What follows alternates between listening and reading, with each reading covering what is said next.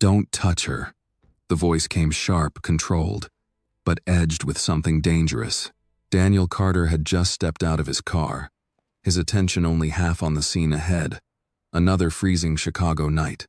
Another figure slumped on church steps, the kind of thing he had trained himself not to linger on. But then he saw her. A young black woman crouched over his mother, her hands moving quickly, leaning in close. One hand disappearing briefly near the inside of his mother's coat, where a leather wallet was partially visible. From where he stood, it didn't look like help. It looked like someone taking advantage of a vulnerable woman in the dark, someone trying to take what didn't belong to her. And in that instant, something cold and protective snapped into place. Maya Williams didn't turn. Her hands were already working, instinct before thought, tucking the heavy wool coat tighter around the older woman's frame, pressing warmth back into a body that had nearly gone still. "She's freezing," Maya said quietly, more to the woman than anyone else. "Stay with me. Just stay with me." The wind cut through the street like a blade, carrying the sharp scent of lake air and snow. Most people had already passed by without slowing. Maya had almost been one of them. She had just finished a double shift cleaning rooms in a North Shore mansion, then serving late-night customers at a diner. Her feet throbbed. Her hands were numb. Her mind had been fixed on rent, on her mother's medication, on how to make it through another week without falling behind.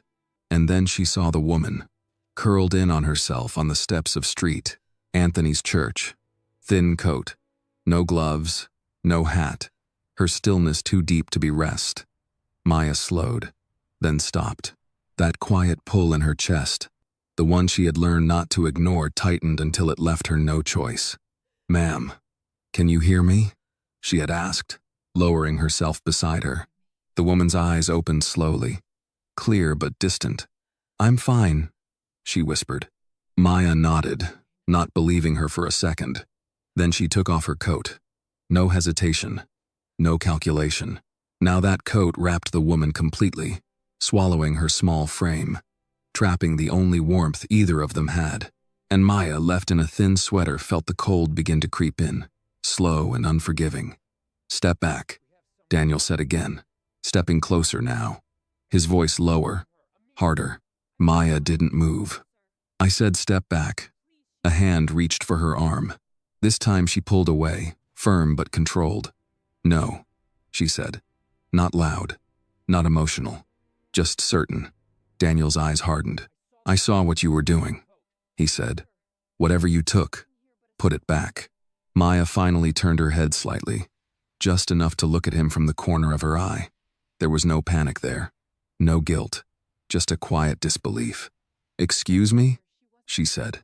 "The wallet," he continued, his tone flat, precise. "You think I didn't see it?" For a second, the only sound was the wind scraping down the street. Then Maya let out a short breath, not quite a laugh, not quite frustration. "I wasn't taking anything," she said. "I was making sure it didn't fall out." She reached carefully, slowly, and adjusted the edge of the woman's coat again, revealing the wallet still tucked safely inside, exactly where it had been. "If it drops out here," she added, "it's gone in 5 minutes." The explanation was simple, too simple. Daniel didn't respond immediately. The picture in his head, the one he had formed in that first instant, didn't match what he was seeing now.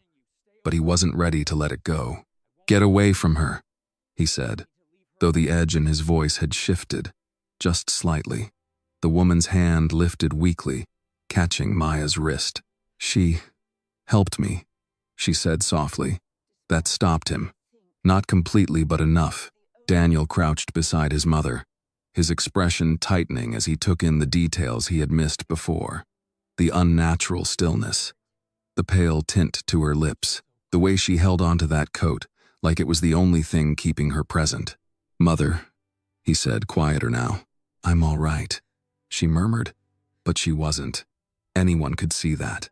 His gaze moved back to Maya, slower this time, to her bare hands, to the thin sweater that did nothing against the cold, to the fact that she had nothing left because she had given it away. The narrative shifted, not fully, but enough to unsettle him. He stood, reaching into his coat, pulling out his wallet. "Name your price," he said. The words sounded less certain now, but they still came out the same way. Clean, controlled, automatic. Maya shook her head. "I didn't help her for money. Everyone helps for something. Not this," she said quietly. Maya. A pause settled between them, heavier than the cold. "You're cold," he said. "I'll be fine." "You won't. I've been worse." That answer didn't sound rehearsed. It sounded lived. Daniel studied her again. Longer this time. The suspicion hadn't disappeared, but it no longer held the same weight. Slowly, he put the wallet away. "What's your name?"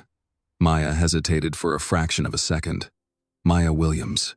He repeated it under his breath, as if fixing it somewhere permanent. "Maya Williams." His mother's hand reached out again, brushing Maya's fingers. "Thank you," she said. Maya nodded once. "Get her warm," she said. "Soon." Then she stepped back. The cold hit her immediately, sharp and biting. But she didn't react, didn't ask for anything, didn't wait. She turned and walked away, disappearing down the block, her arms wrapped tightly around herself, her figure fading into the dark Chicago night. Daniel watched her go, something unsettled lingering beneath his usual certainty. For a moment, just a moment, he realized how quickly he had judged her, and how close he had come to being completely wrong. And somehow, that stayed with him longer than it should have. Daniel Carter did not sleep that night. He told himself it was because of the cold, because of the interruption, because his schedule had been thrown off by something inconvenient and unnecessary. But even as he stood in the quiet of his penthouse, looking out over the frozen stretch of Chicago's skyline, he knew that wasn't true. It was the way she had looked at him. Not afraid, not impressed, just unmoved. That didn't happen. Not in his world.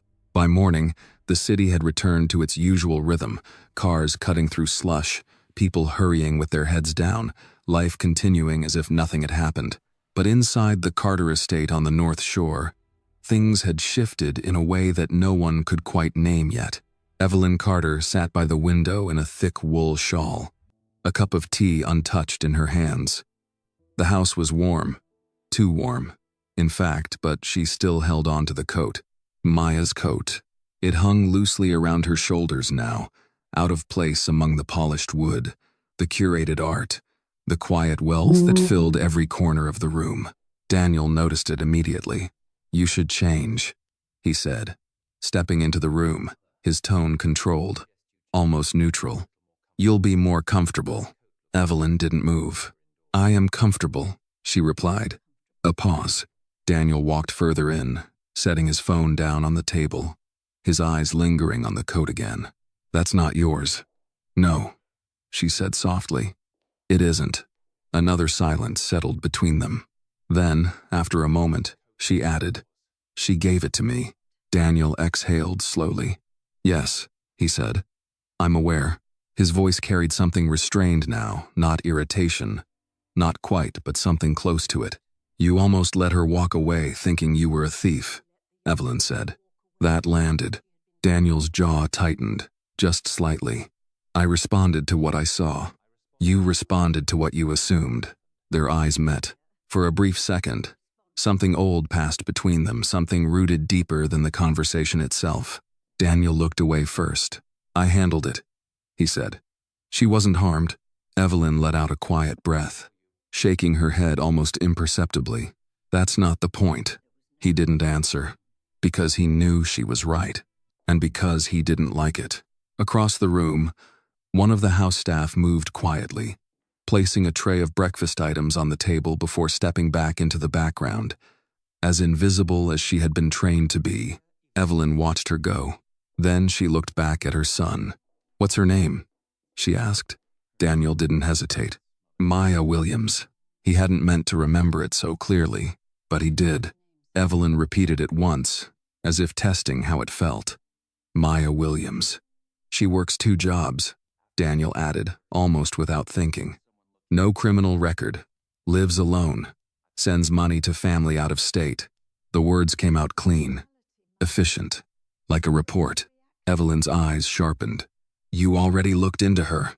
Daniel didn't respond immediately. Then, simply, yes. Why?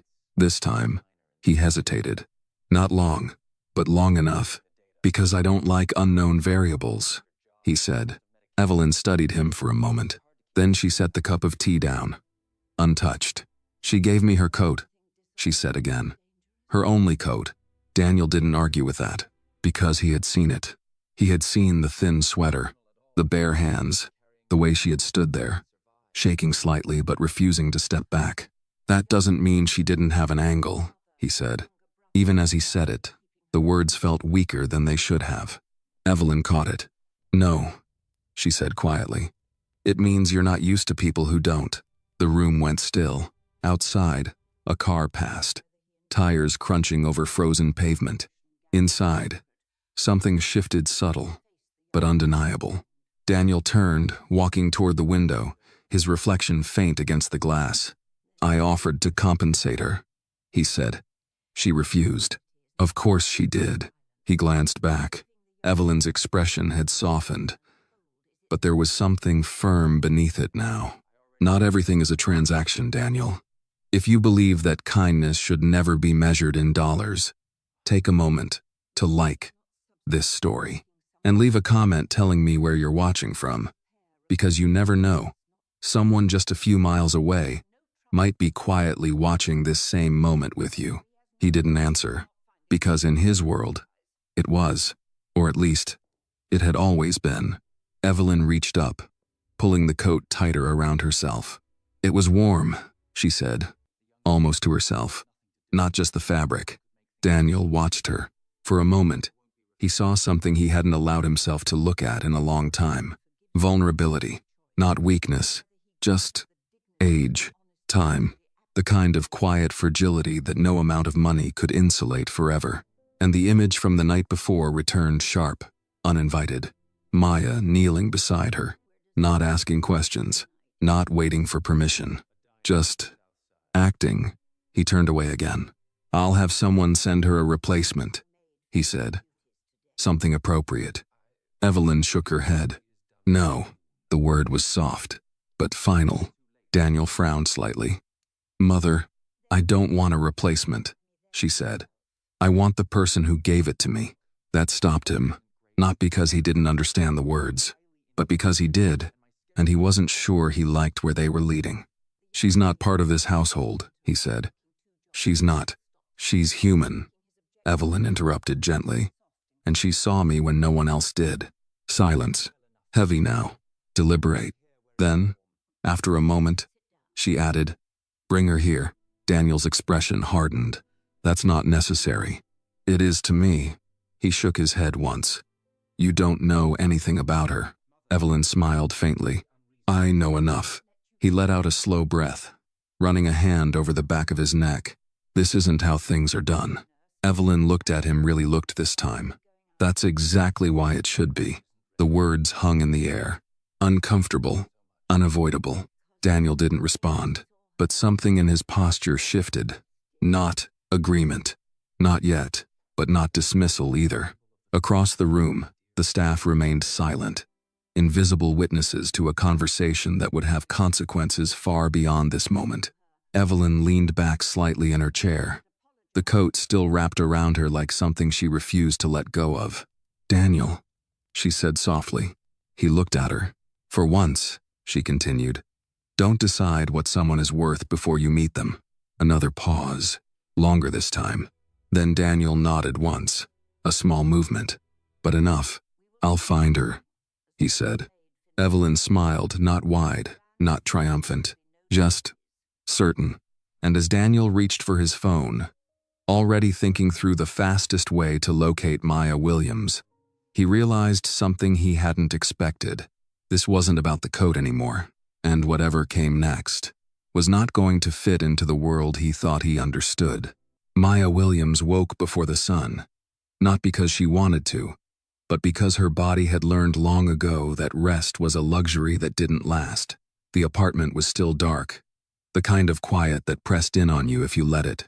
She lay there for a moment, staring at the ceiling, feeling the cold that had followed her home the night before still sitting in her bones.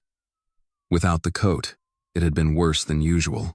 The wind had cut straight through her sweater, and by the time she reached her building, her hands had gone numb enough that she had fumbled twice trying to get her key into the lock. She pushed herself up now, wrapping her arms around herself as she crossed the small room. The radiator clanked half-heartedly in the corner, doing its best, but not quite enough. She turned on the kitchen light. It flickered once before settling. Coffee. That was the first step, always. As it brewed, she stood by the sink, looking out over the narrow street below. Chicago in the early morning had a different face, quieter, almost honest. No polished edges, no pretense, just people trying to get through another day. Her reflection in the glass caught her eye. She looked older than 28, not dramatically, just in the small ways that added up tired eyes, a tension in her shoulders that never quite went away. She reached for her phone, scrolling through missed notifications. A message from her mother. Late. She opened it. "Don't forget your gloves, baby. It's getting colder." Maya let out a soft breath, something between a laugh and something heavier. "Yeah," she murmured under her breath. "I know." She didn't text back right away. She rarely did in the mornings. It was easier to keep moving than to sit with the feeling that came with those messages, the distance, the responsibility, the quiet understanding that no matter how hard she worked, it was never quite enough. By 7, she was out the door. Same routine, same streets, same rhythm. The bus ride into the North Shore blurred into a sequence of familiar stops and faces she didn't know but recognized anyway. She adjusted the thin jacket she had pulled from the back of her closet, something lighter, something she hadn't worn since early fall. It wasn't enough, but it was what she had. By the time she stepped into the estate, the contrast hit her the way it always did. Warmth. Immediate. Controlled.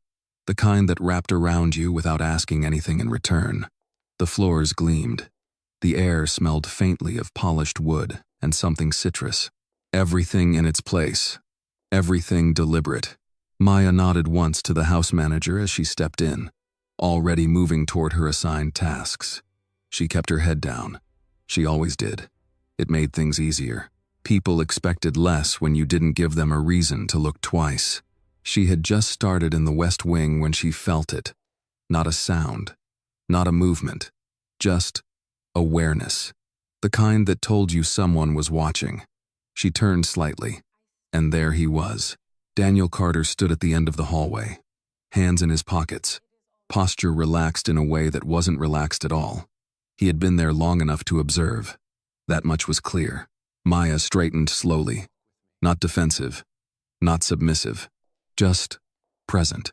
"You're early," he said. His voice carried easily in the quiet space. "I start at 7, she replied. "It's 7:02. A beat. Not confrontation. Just fact." Something flickered in his expression so quick most people wouldn't have noticed it. But Maya did. "Walk with me," he said. It wasn't a request. She hesitated for half a second, then nodded. They moved down the hallway together, their footsteps soft against the polished floor. For a moment, neither of them spoke. Then Daniel stopped near one of the large windows overlooking the back garden. The snow had settled overnight, clean and untouched. He turned to face her. "You left without your coat," he said. Maya shrugged slightly. "Didn't seem like I needed it more than she did." The answer came easily. Too easily. Like she hadn't thought about it twice. Daniel studied her. Again. That same feeling something not fitting into the system he trusted. "You should have taken the money," he said. "It would have been practical." Maya met his gaze. Calm. Unshaken. "Not everything is about what's practical." There it was again. That quiet resistance. Not loud. Not aggressive. But immovable. Daniel exhaled slowly. "My mother wants to see you." That caught her off guard. Not visibly, but inside. Something shifted. "Why?" she asked. "Because you helped her." "I already did that." "She wants to thank you properly." Maya's jaw tightened slightly. "She already did." Silence settled between them again. Different this time. He watched her carefully now. Not just observing, but measuring. Not for weakness, for something else. "You think this is a transaction," she said. It wasn't a question. Daniel didn't answer immediately. Because the truth was, he did. Or at least, he had. "I think," he said slowly, "that people don't do things like that without expecting something in return." Maya held his gaze. "Then you haven't been paying attention." The words landed clean. No edge, no disrespect, just truth, the way she saw it. Daniel felt it, not as offense, as disruption. For a moment, neither of them moved. Then Maya spoke again. "I have work to do." It wasn't dismissal. It wasn't permission. It was simply a statement of priority. Daniel nodded once. "You'll come," he said. Another pause. Then, "Please." That was new, subtle, but unmistakable. Maya noticed it, and that, more than anything else, made her hesitate. Finally, she nodded. "Fine." He stepped aside, giving her space to move past him. But as she walked by, he spoke again. "Maya." She stopped, just enough to acknowledge him. "I was wrong last night," he said. The words were measured, controlled, but real. Maya didn't turn around. "Yeah," she said quietly. "You were?" Then she kept walking. And for the first time, in a long time, Daniel Carter stood still in his own house, watching someone walk away from him without hesitation, without fear, without asking for anything, and realized that whatever this was, it wasn't going to be simple. Maya didn't go to Evelyn Carter right away. She finished her work first. That was who she was. Whatever was asked of her, whatever shifted around her, she moved through it in order. Steady, controlled, one task at a time.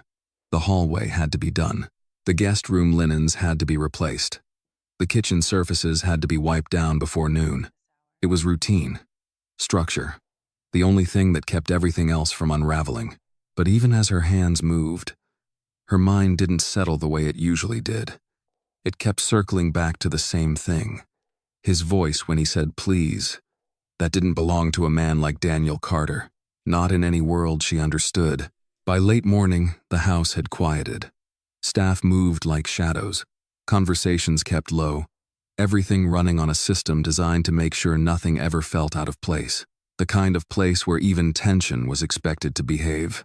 Maya washed her hands in the staff bathroom, drying them slowly, staring at her reflection for a second longer than usual. Then, she turned and walked toward the east wing. The door to Evelyn's sitting room was slightly open. Warm light spilled into the hallway. Soft, steady, nothing like the harsh glare of the kitchen or the cold gray outside. Maya paused just outside, not out of fear, out of instinct. Then she knocked once. Light but clear. "Come in," Evelyn's voice called. Maya stepped inside. The room was quiet in a different way than the rest of the house. Less controlled, more lived in. Books stacked on the side table. A half-finished cup of tea. A blanket draped loosely over the arm of a chair like someone had actually used it instead of placing it there for appearance. And there she was. Evelyn Carter sat near the window, the coat still around her shoulders. Maya noticed it immediately. The same coat, folded differently now. Adjusted, but still there, still kept. "Maya Williams," Evelyn said, her voice soft but certain, like she had already said the name several times before this moment. I nodded, once. "Ma'am." Evelyn smiled faintly at that. "You don't have to call me that." Maya didn't respond. She remained where she was, standing just inside the doorway, hands relaxed at her sides but not fully at ease. Evelyn noticed. "Of course she did. Come sit," she said, gesturing to the chair across from her. Maya hesitated for half a second. Then she walked over and sat down, her back straight, her posture instinctively respectful but guarded. There was a pause, not awkward, just deliberate. Evelyn studied her quietly, taking in the details the way someone did when they weren't in a hurry to form conclusions. "You're colder today," she said. Maya gave a small shrug. I'll manage. Evelyn's eyes softened slightly, but she didn't press it. Instead, she reached up and touched the edge of the coat wrapped around her. This was yours. It was just a coat. No, Evelyn said gently. It wasn't. That landed differently. Maya shifted slightly in her seat, her fingers tightening together for just a moment before relaxing again. You didn't have to do that, Evelyn continued.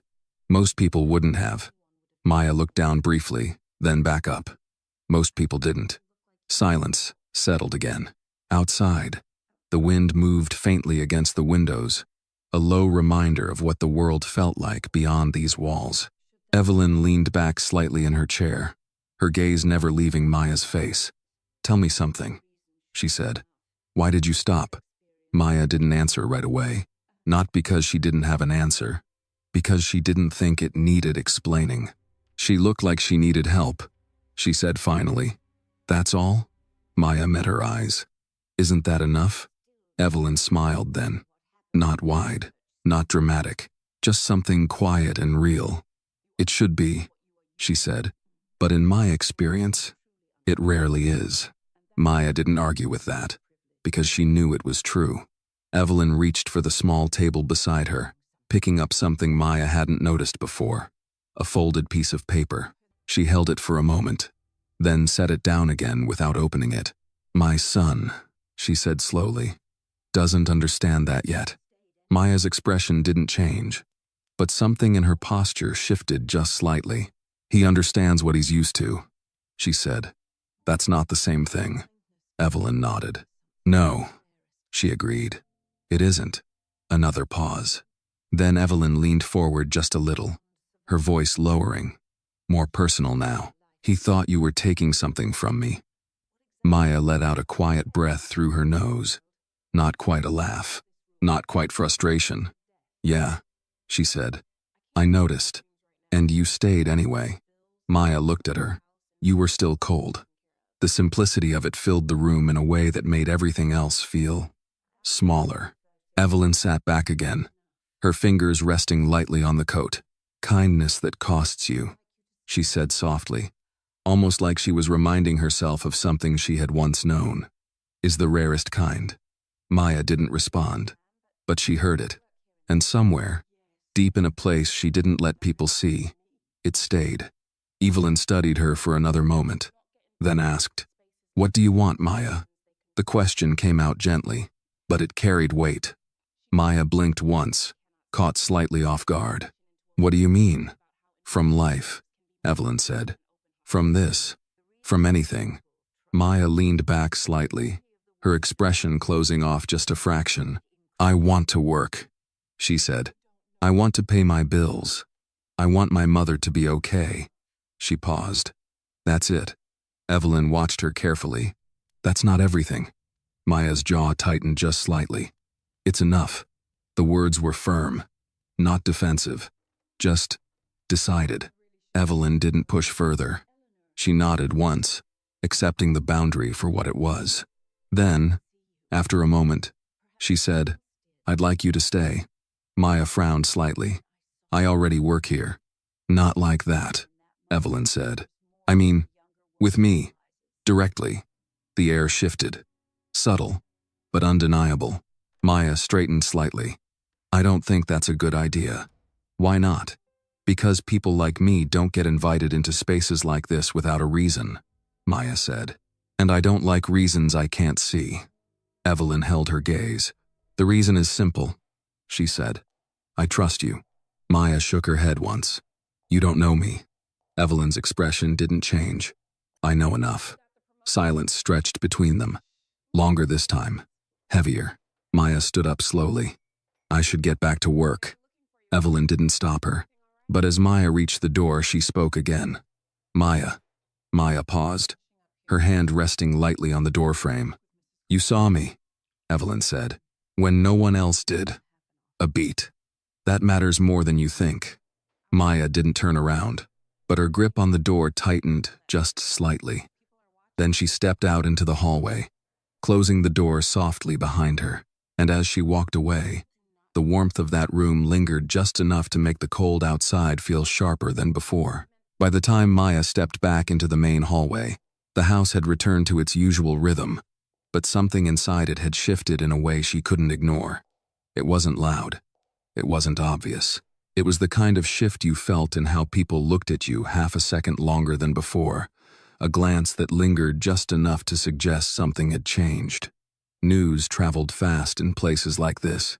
Not openly, not directly, but through tone, through posture, through the subtle ways people adjusted themselves around you. By the time Maya reached the service corridor, she already knew. They knew she had been called into Evelyn Carter's private sitting room. That alone was enough. She kept walking, her expression unchanged, her pace steady.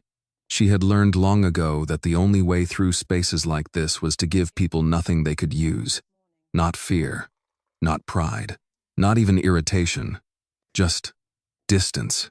In the staff kitchen, two housemaids were speaking in low voices, their conversation cutting off the moment Maya stepped inside.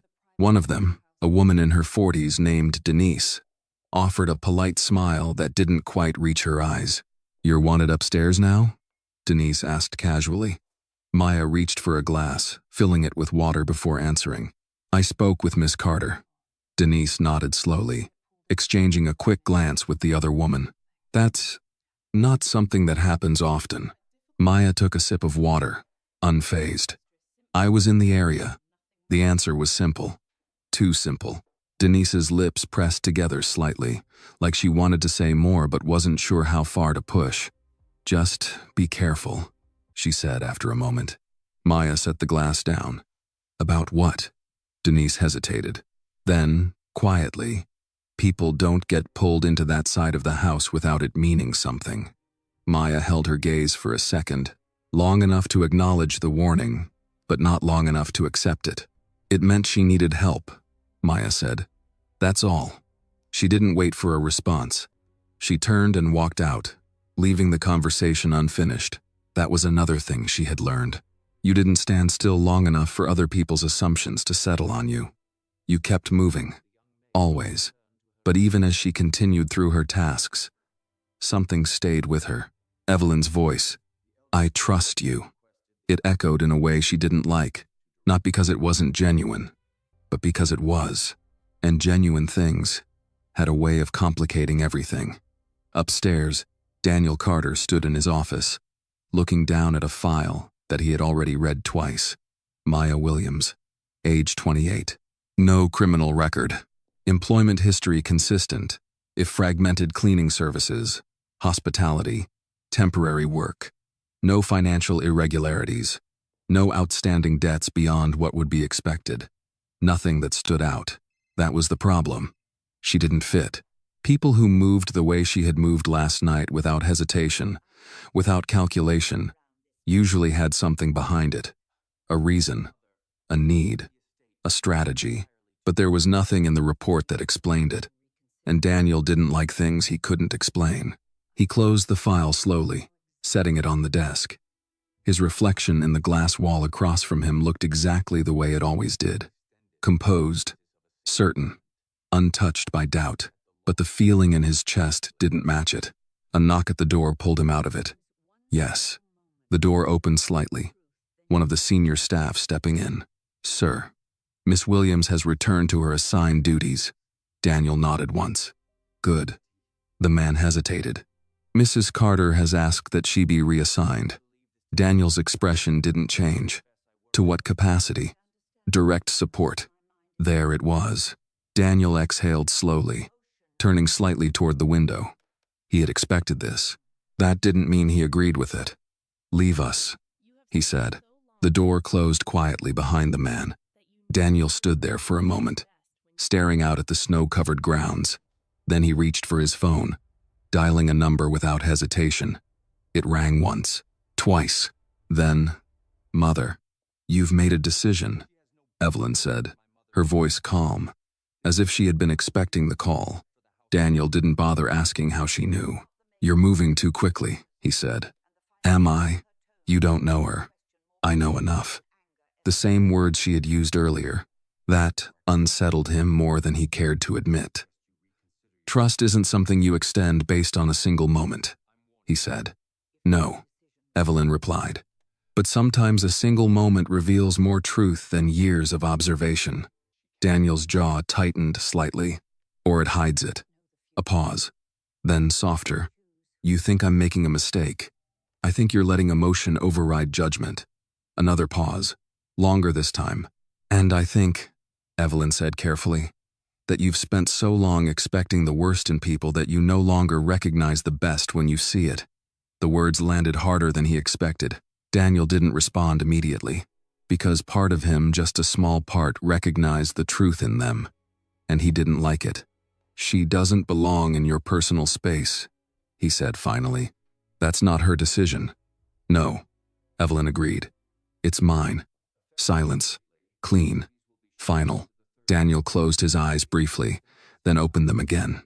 "If this goes wrong, it won't. You can't know that." "No," she said. "But I can choose who I trust." Another pause. Then quietly, "Can you?" The question hung there, unanswered. Daniel ended the call without another word. Downstairs, Maya continued working, unaware of the conversation happening above her, but not unaware of the shift it would bring. She felt it in the way the house moved around her now. Subtle, controlled, but different. And when the house manager approached her less than an hour later, his posture formal, his tone carefully neutral, she already knew. "Miss Williams," he said, "you've been reassigned." Maya straightened slightly. To where? Mrs. Carter's direct staff. There it was. The thing she had tried to avoid. The thing she had seen coming the moment Evelyn said, "I trust you." Maya held his gaze for a second, then nodded once. Understood. No hesitation. No protest. Just acceptance. But as she turned to follow him, something inside her tightened. Not fear. Not excitement. Something more complicated than either. Because she knew this wasn't just a change in duties. It was a step across a line she had spent her entire life learning not to cross. And once you crossed it, there was no going back to where you had been before. The first day in Evelyn Carter's wing did not begin with instructions. It began with silence. Not the controlled silence of the rest of the house, where everything was designed to feel effortless, but a quieter, older kind, one that belonged to time, to memory, to things that had settled and chosen not to be moved. Maya noticed it the moment she stepped through the threshold. The air felt different, less curated, more human. Evelyn was already awake, seated by the window with a book resting open in her lap, though she wasn't reading it. She looked up as Maya entered, her expression calm, almost expectant. "You came," she said. Maya nodded once. "I work here." Evelyn smiled faintly at that, closing the book and setting it aside. "That's one way to look at it." Maya didn't respond. She stood just inside the room, waiting, not unsure, just unwilling to assume anything about what this new role meant. Evelyn watched her for a moment, then gestured toward the small table near the window. "Sit." Maya hesitated, then stepped forward and sat down, her posture straight, her hands resting lightly on her knees. Still guarded, still measured. "Do you know what most people do when they're brought into this room?" Evelyn asked. Maya shook her head. "They try to impress me," Evelyn said. "They talk too much. They move too fast. They show me who they think I want to see." A small pause. "You don't do that." Maya met her gaze. "I don't know what you want to see." Exactly. That seemed to please Evelyn more than anything else had so far. A tray sat on the side table, tea, toast, fruit arranged with quiet precision. Maya noticed it immediately, then looked back at Evelyn. "You haven't eaten." Evelyn followed her gaze, then smiled slightly. "I was waiting. For me? For someone who would notice." That landed in a way Maya didn't expect. Not as pressure, not as praise, just acknowledgement. Maya stood without another word, moving toward the tray. Her movements were simple, efficient, familiar. She poured the tea, adjusted the plate, placed everything within easy reach. not performative, not careful in the way people were when they wanted approval. Just right. Evelyn watched her closely. Not the actions themselves, but the intention behind them. "You've done this before," she said. Maya shook her head slightly. "Not like this." "No," Evelyn agreed. "Not like this." A quiet settled between them again. Maya stepped back once everything was arranged, returning to her seat without being asked. Evelyn picked up the cup, taking a small sip. "Tell me about your mother," she said. Maya's expression shifted, just slightly. Not closed, but more protected. "She lives in Detroit," she said. "Health's not great. I send money when I can." "And when you can't?" Maya looked down for a brief moment, then back up. "I figure it out." Evelyn nodded slowly, absorbing that. "You carry a lot." Maya didn't answer, because there was nothing to add to that. Evelyn set the cup down, her fingers resting lightly against the porcelain. "Do you know what my son sees when he looks at you?" she asked. Maya's gaze didn't waver. "Someone who doesn't belong here." Evelyn tilted her head slightly. "That's part of it." A pause. "He also sees something he can't control." That was different. Maya didn't respond right away. "And that bothers him," Evelyn added. Maya let out a quiet breath. "That's not my problem." Evelyn smiled faintly. "No," she said, "but it will become one if you stay." The honesty in that wasn't threatening. It was grounding. Maya nodded once, accepting it for what it was. "Then I'll deal with it." Evelyn leaned back slightly in her chair, studying her again. "You don't scare easily." Maya shook her head. "I learned early that being scared doesn't change anything." That answer stayed in the room a little longer than the others had. Outside, the wind brushed softly against the glass, a reminder of the world beyond these walls. Inside, something steadier was taking shape. Later that morning, Maya moved through the rest of Evelyn's space, learning it without being taught. She noticed what was used and what wasn't. Which drawers opened often, which books were worn at the edges, which objects had been moved recently, and which had been left untouched for years. It wasn't something she thought about. It was something she felt. By midday, she had already adjusted small things, nothing obvious, nothing that would draw attention, just enough to make the space function more naturally. When Evelyn noticed, she didn't say anything at first. She simply observed. Then, as Maya adjusted the position of a chair near the window, subtle, almost unnoticeable, Evelyn spoke. "You pay attention." Maya glanced at her briefly. "I listen more than I talk." Evelyn nodded. "That's rare." Another pause. Then, quieter. "It's also dangerous." Maya didn't ask why. She didn't need to, because she understood. People who listened heard things others missed, and people didn't always like being seen that clearly. In the early afternoon, Daniel appeared in the doorway. He didn't knock. He didn't announce himself. He simply stood there, his presence filling the space in a way that shifted everything without a word. Maya felt it immediately. She didn't turn right away. She finished what she was doing, folding a blanket neatly over the arm of a chair, then straightened and faced him. Evelyn looked between them, her expression unreadable but aware. "You've settled in," Daniel said. It wasn't a question. "I'm working," Maya replied. Same tone, same calm. Daniel's eyes moved through the room, taking in the small changes, the adjustments, the subtle shifts that made everything feel different, more lived in, more real, he noticed. "Of course he did. You're making decisions," he said. Maya didn't flinch. "I'm doing the job." A beat. Then, "If you want everything put back the way it was, I can do that." The offer wasn't defensive. It was direct, practical. Daniel held her gaze for a moment longer, then shook his head once. "No." The word came out quieter than expected. Evelyn watched that exchange with quiet interest. "She sees what needs to be done," she said, "before anyone asks." Daniel didn't respond immediately, because that was exactly what unsettled him. Finally, he spoke. Just make sure you don't overstep. Maya nodded once. I won't. Another pause. Then Daniel turned to leave, but not before his eyes flicked back to her one last time. Something unreadable still sitting just beneath the surface. When he was gone, the room settled again. But not completely. Something lingered. Something that hadn't been there before.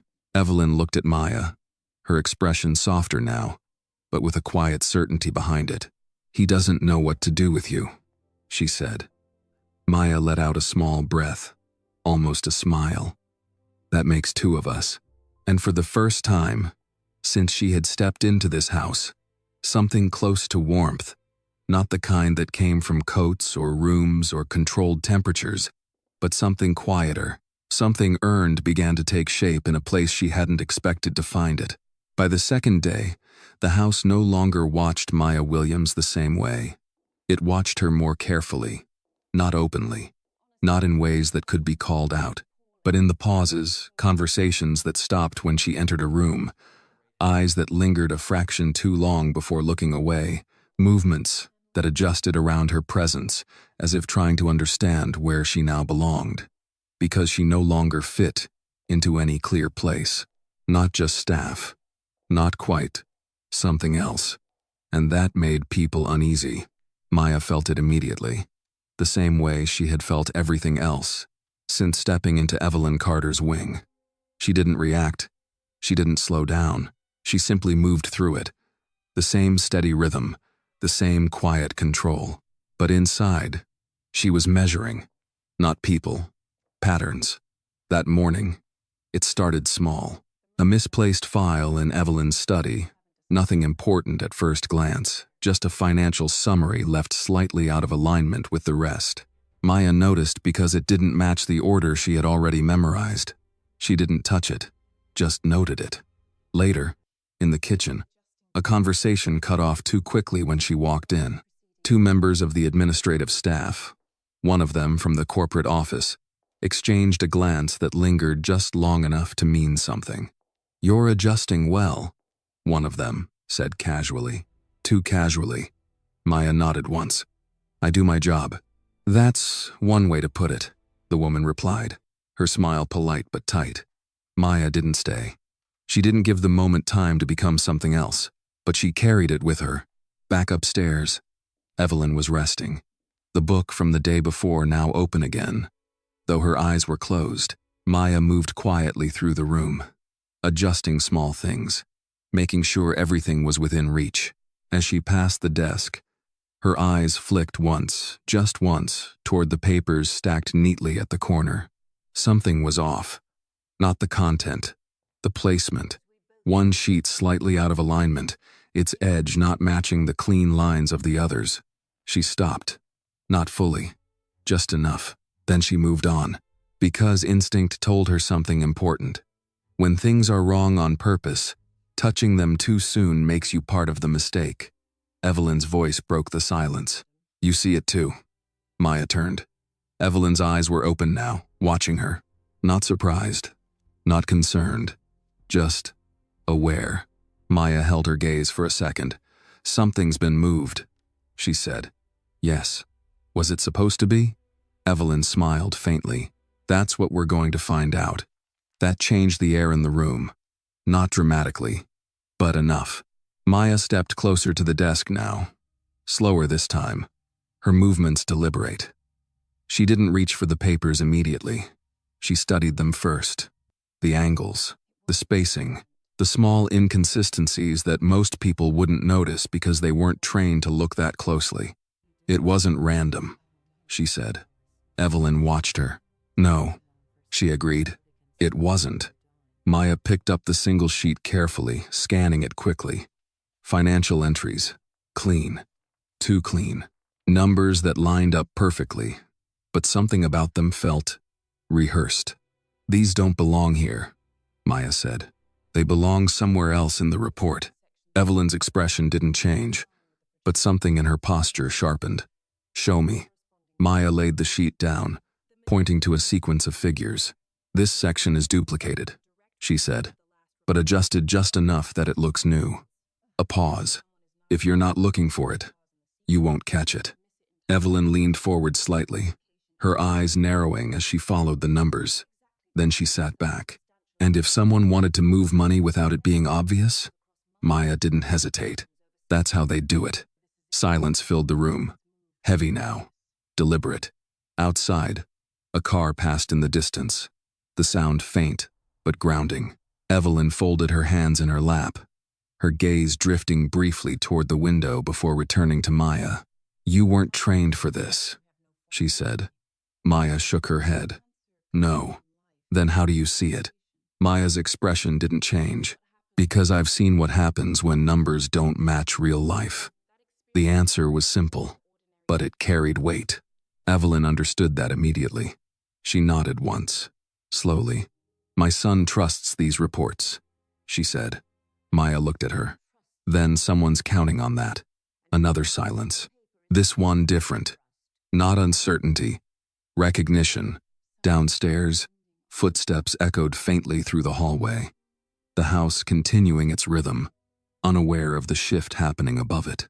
Evelyn reached for the edge of Maya's old coat, still draped over the chair beside her, her fingers resting there for a moment as if grounding herself. "You don't belong here," she said quietly. Maya didn't react. "I know." Evelyn's eyes lifted to meet hers. "That may be the only reason you can see what others can't." That landed deeper than anything else had so far. Because it wasn't praise. It was responsibility. Maya glanced back at the desk, at the paper, at the small detail that didn't fit, and now meant something much larger than it had a few minutes ago.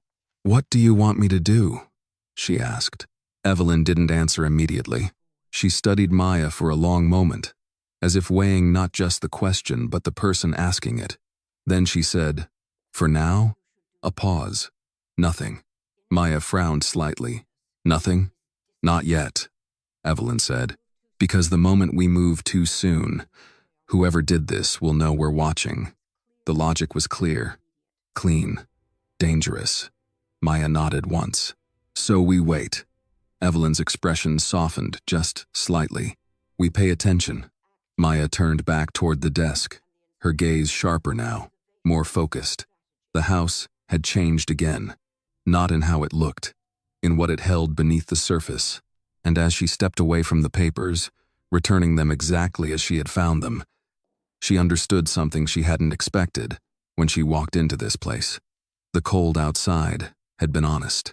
This quiet, controlled world of polished floors and perfect systems, this was where things hid. And now, whether she wanted it or not, she had seen something she couldn't unsee. Daniel Carter noticed the change before anyone said a word. It wasn't in the reports. Not yet. It wasn't in the numbers, or the schedules, or the polished routines that kept everything running exactly the way it should. It was in the air. Subtle. Controlled. But different. The kind of shift that only showed up when something beneath the surface had started to move. He stood in his office, reviewing a set of quarterly projections, but his attention wasn't on the figures. It kept drifting back to the hallway, to the way conversations had gone quiet when Maya Williams passed, to the way his mother had looked at him the night before, not with disagreement, but with certainty. That unsettled him more than anything else. A soft knock came at the door. "Come in." His chief financial officer, Richard Hale, stepped inside, closing the door behind him with quiet precision. Late 50s, impeccable posture. The kind of man who had built his career on being invisible in all the ways that mattered and indispensable in all the ways that counted. "You wanted to review the Carter Holdings report," Richard said, placing a folder on the desk. Daniel nodded once, gesturing for him to continue. Richard moved forward, opening the file, his tone smooth, practiced. "Everything is aligned with our projections. Revenue streams are stable, expenditures within expected margins. No irregularities." Daniel listened, or at least, he appeared to. His gaze dropped briefly to the pages, scanning the numbers with the kind of speed that came from years of experience. Everything looked exactly the way it should. Clean, balanced, controlled, perfect, too perfect. The thought surfaced uninvited. Daniel closed the file slowly. Walk me through this section again, he said, tapping lightly on one part of the report. Richard didn't hesitate. That's the real estate reallocation, he explained. We shifted some assets to maintain liquidity in the Midwest portfolio. His explanation was precise, confident, unshaken. Daniel watched him carefully. Not the words, the delivery. There was no crack, no hesitation, no sign of uncertainty. And yet something didn't sit right. Not enough to call it out, but enough to stay. And these numbers? Daniel asked, pointing again. Duplicated entries, Richard said smoothly. Adjusted to reflect projected gains. The same words Maya had used, different tone, different intention. Daniel's fingers stilled against the paper for just a fraction of a second. Then he leaned back in his chair, his expression giving nothing away. Understood, he said. Richard closed the folder. Is there anything else? Daniel shook his head once. No. Richard gave a slight nod and turned to leave. But as his hand reached the door, Daniel spoke again. Richard. He paused. Yes? Who else has access to these reports before they reach me? A small question. Simple on the surface. Richard didn't turn fully around. Only senior financial staff, he said. Standard protocol. Of course. A beat. Then Daniel added, tighten it. Richard's posture shifted just slightly. Not enough for most people to notice. But Daniel did. Is there a concern? He asked. Daniel held his gaze for a moment. Then, calmly, no. Just caution. Richard nodded once. Understood. Then he left, the door closing softly behind him. Daniel remained still for a long moment, staring at the file in front of him. The room felt quieter now. He reached for the page again, flipping back to the section Maya had unknowingly pointed toward through his mother. The numbers stared back at him perfectly aligned, flawlessly presented. And yet, now that he had seen it, he couldn't unsee it. The duplication, the adjustment, the slight shift that made it look legitimate. He exhaled slowly, setting the file down. This wasn't enough. Not yet. But it was something. And something was more dangerous than nothing. Upstairs, Maya stood by the window in Evelyn's sitting room. Her arms crossed lightly as she looked out over the snow-covered grounds. She wasn't thinking about the view. She was replaying the numbers, the patterns, the way they had been moved just enough to disappear into everything else. She had seen things like that before. Not in places like this, but in smaller ways. Bills that didn't match, accounts that came up short, systems that worked until they didn't. Behind her, Evelyn watched quietly. You're still thinking about it, she said. Maya didn't turn. Yeah. Good. Maya glanced over her shoulder. Good? Evelyn nodded. It means you're paying attention. Maya turned fully now, her expression steady, but more focused than before. If those numbers are wrong, she said, it's not a mistake. No, Evelyn agreed. It isn't. A pause. Then Maya added, and whoever did it knows what they're doing. Evelyn's eyes narrowed slightly, not in suspicion but in recognition. Yes. Silence settled between them again, heavier this time, more intentional. He won't see it right away, Maya said. Evelyn tilted her head slightly. My son? Maya nodded. He trusts the system, she said. People like him. They don't expect it to be broken from the inside. Evelyn studied her for a moment. Then, softly, and you do? Maya held her gaze. I expect everything to break eventually. The honesty of it sat in the room like something solid. Evelyn didn't argue. She didn't need to, because she understood exactly where that came from. Downstairs, Daniel picked up his phone again. This time, he didn't call anyone from his company. He called someone else. I need an independent review, he said the moment the line connected. Quiet. No paper trail. A pause. Then, yes. Immediately, he ended the call, setting the phone down with more force than necessary. For the first time since the night on the church steps, something else had entered his world. Not confusion, not curiosity, Suspicion. Real suspicion. And it wasn't directed outward. It was turning inward. Back upstairs, Maya moved away from the window, her gaze returning briefly to the desk where the paper still sat exactly where she had left it, untouched, unchanged, waiting. If they're doing this, she said slowly, it's not the first time. Evelyn followed her gaze. No, she said, it isn't. Another pause. Then, quieter. And it won't be the last, if we don't stop it. Maya nodded once. Not dramatic, not reactive, just certain. Because now she understood something clearly. The coat had been the beginning, a moment, a choice, something simple. But this was different. This was something hidden, something intentional, something that could hurt people who would never even know where it came from. And once she saw that she couldn't walk away from it, not anymore. The first accusation came quietly, almost politely, the kind that tried to pass as procedure instead of what it really was. Maya was in the lower storage room, checking inventory against the weekly supply list, when the house manager appeared in the doorway with two members of the administrative staff standing just behind him. Their posture was formal, too formal for something routine. Maya looked up, already knowing something had shifted again. Miss Williams, the house manager said, his tone measured, careful. We need you to come with us. Maya straightened slowly, setting the clipboard down. For what? A brief hesitation. Not long, but long enough. There's been an issue, he said. That was all. No detail, no explanation. Just enough to signal that this wasn't optional. Maya wiped her hands on the side of her uniform, then nodded once. All right. They didn't walk beside her. They walked slightly behind. Not aggressively, not openly suspicious, but positioned in a way that made the message clear. She was no longer just staff moving through routine. She was being escorted. The room they led her to was small, functional, used for internal meetings. Daniel was already there. So was Richard Hale. The CFO stood near the window, hands loosely clasped, his expression neutral in a way that felt practiced.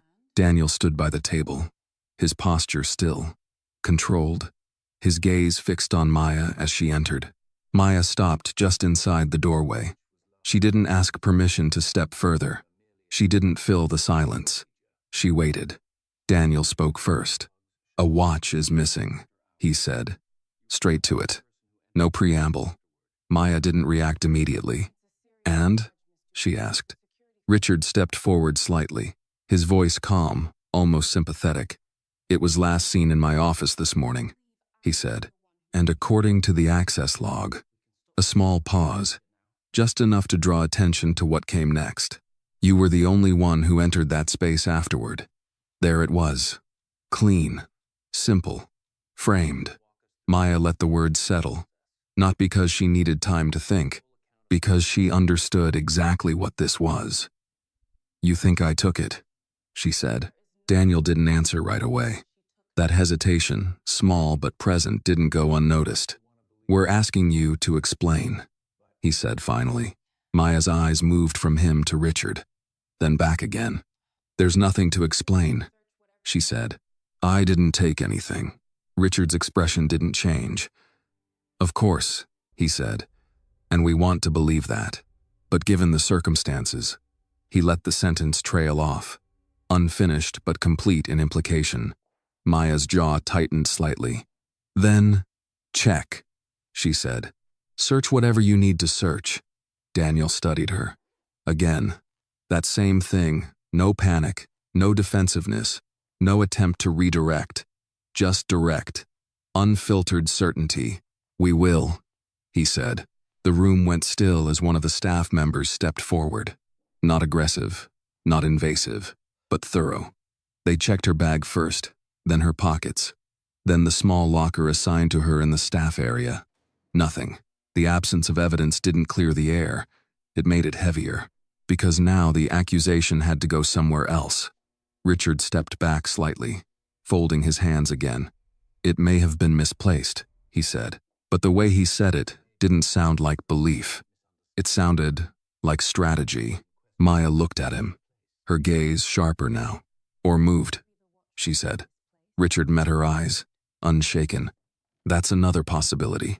Daniel's attention shifted between them, something tightening beneath the surface. He didn't like this. Not because of the missing watch, because of the way the room felt. Controlled, directed, like a situation that had already been decided before it began. When did you enter the office? He asked Maya. Mid-morning, she replied. To clean. Alone?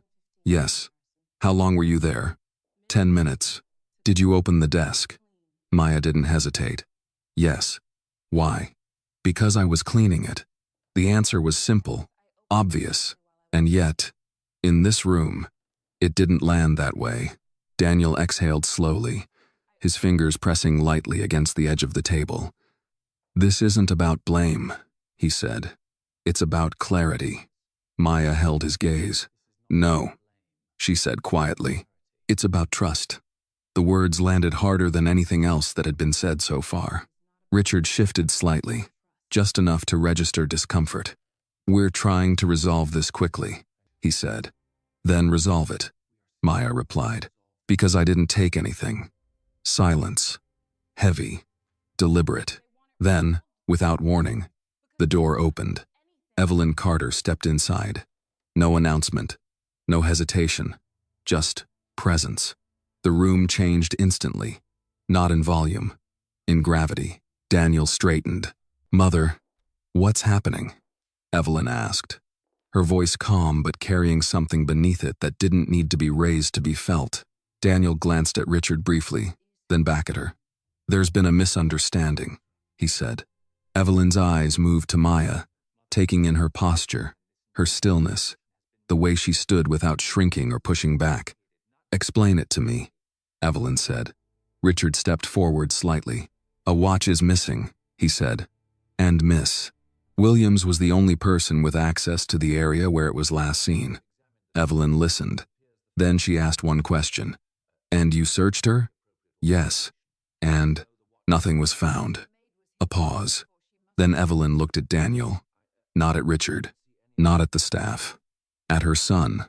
Then why is she still standing here like this? The question wasn't loud, but it cut clean. Daniel didn't answer immediately, because there wasn't a clean answer. Not one that didn't expose something he wasn't ready to name yet. Maya broke the silence. It's fine, she said. This is how it goes. Evelyn turned back to her.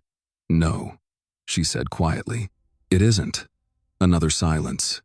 This one sharper, more defined. Then, slowly, Evelyn stepped further into the room, her presence shifting the balance completely. You don't accuse someone based on proximity, she said. You prove it. Richard's expression tightened just slightly. We're following procedure, he said. Evelyn's eyes didn't leave his face. Then your procedure is flawed. The room held that. No one moved. No one spoke. And for the first time since Maya had stepped into this house, the tension was no longer directed at her. It had turned, and everyone in the room felt it. The room didn't settle after Evelyn spoke. It tightened. Not visibly. No one raised their voice. No one moved out of place, but the balance had shifted in a way that couldn't be undone. Maya felt it immediately. The weight was no longer pressing down on her. It had lifted, just enough to expose what had been beneath it all along. Daniel's gaze moved slowly from his mother to Richard, then back to Maya. Something in his expression had changed, not fully. Not yet, but the certainty that had been there before was no longer clean. It was fractured. We're not done here, he said finally, his voice quieter, more controlled than before. It wasn't directed at Maya. Not entirely. Richard stepped in smoothly, reclaiming ground that had slipped away from him. Of course not, he said. We still need to account for the missing item. Evelyn didn't look at him this time. Her attention stayed on her son. Then account for it properly, she said. Not conveniently. That word landed harder than the accusation itself. Convenient, because that's exactly what it had been. Maya said nothing. She didn't need to. The truth had already begun to shift in the room. Daniel exhaled slowly, then reached for the file on the table. Not the watch report, but the financial documents he had been reviewing earlier. He opened it, flipping directly to the section that had been bothering him since the morning. "Walk me through this again," he said, his tone flat. Richard didn't hesitate. "We've already. Walk me through it again." This time, there was no room for deflection. A small pause. Then Richard stepped closer, his posture still composed, but the ease from earlier had tightened. "These are standard adjustments," he said, pointing to the numbers. "Projected reallocations to maintain liquidity." Daniel's eyes didn't leave the page. "And the duplication?" "A beat. Accounting necessity," Richard replied smoothly. "It ensures continuity across reporting periods." Maya felt it, before she understood it. Not the words, the rhythm. It was the same tone he had used earlier. The same controlled explanation. The same structure designed to sound complete without actually answering anything. She stepped forward, just slightly. Not enough to interrupt, just enough to be seen. "It's not continuity," she said. The room stilled. Daniel looked up. Richard didn't turn immediately. When he did, his expression remained calm, but something in his eyes sharpened. "Excuse me?" Maya didn't flinch.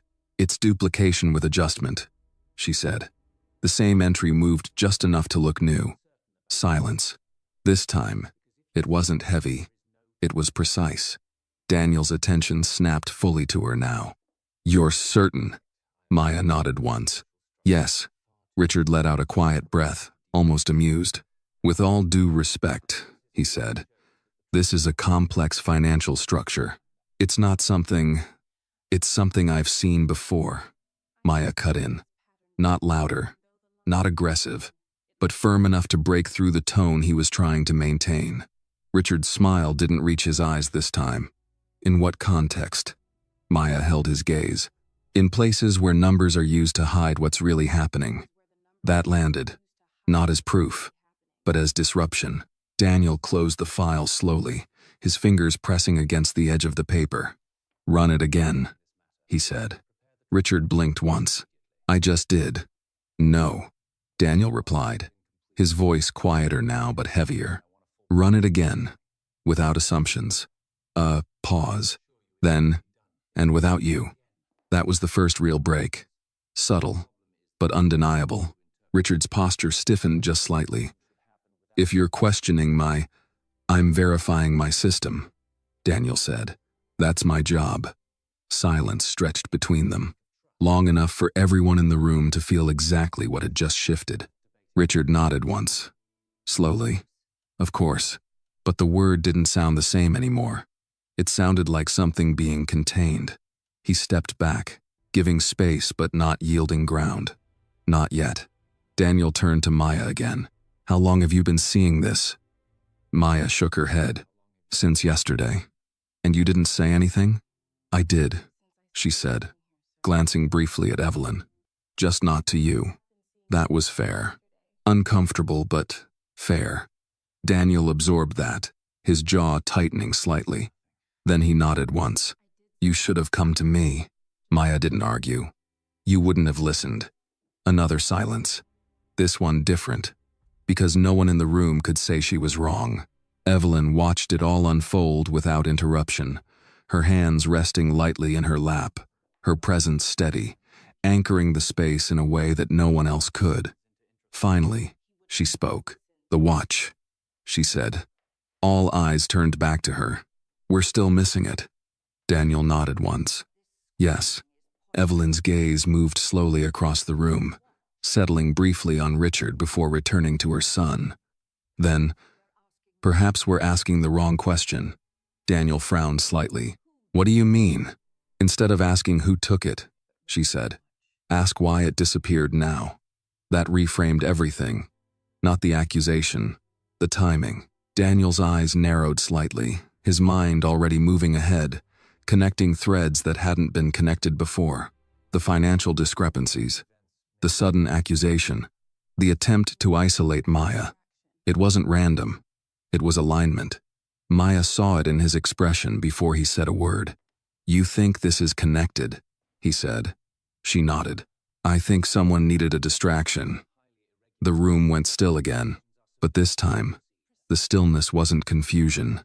It was clarity beginning to form. Richard let out a quiet breath, shaking his head slightly. "That's a serious claim," he said. "It is," Maya replied. "Which is why you should check everything." Daniel didn't take his eyes off her. "We will." A pause. Then, turning to the staff, "Clear this room." No hesitation, no delay. The staff moved immediately, filing out in silence until only the four of them remained. Daniel looked at Richard. "Leave the files." It wasn't a request. Richard hesitated for the briefest moment. Then he set the folder down on the table and stepped back. Of course. But as he turned to leave, his eyes flicked once quick, controlled toward Maya. And in that split second, something slipped. Not enough for anyone else to catch. But Maya saw it. And that was enough. When the door closed behind him, the room felt different again.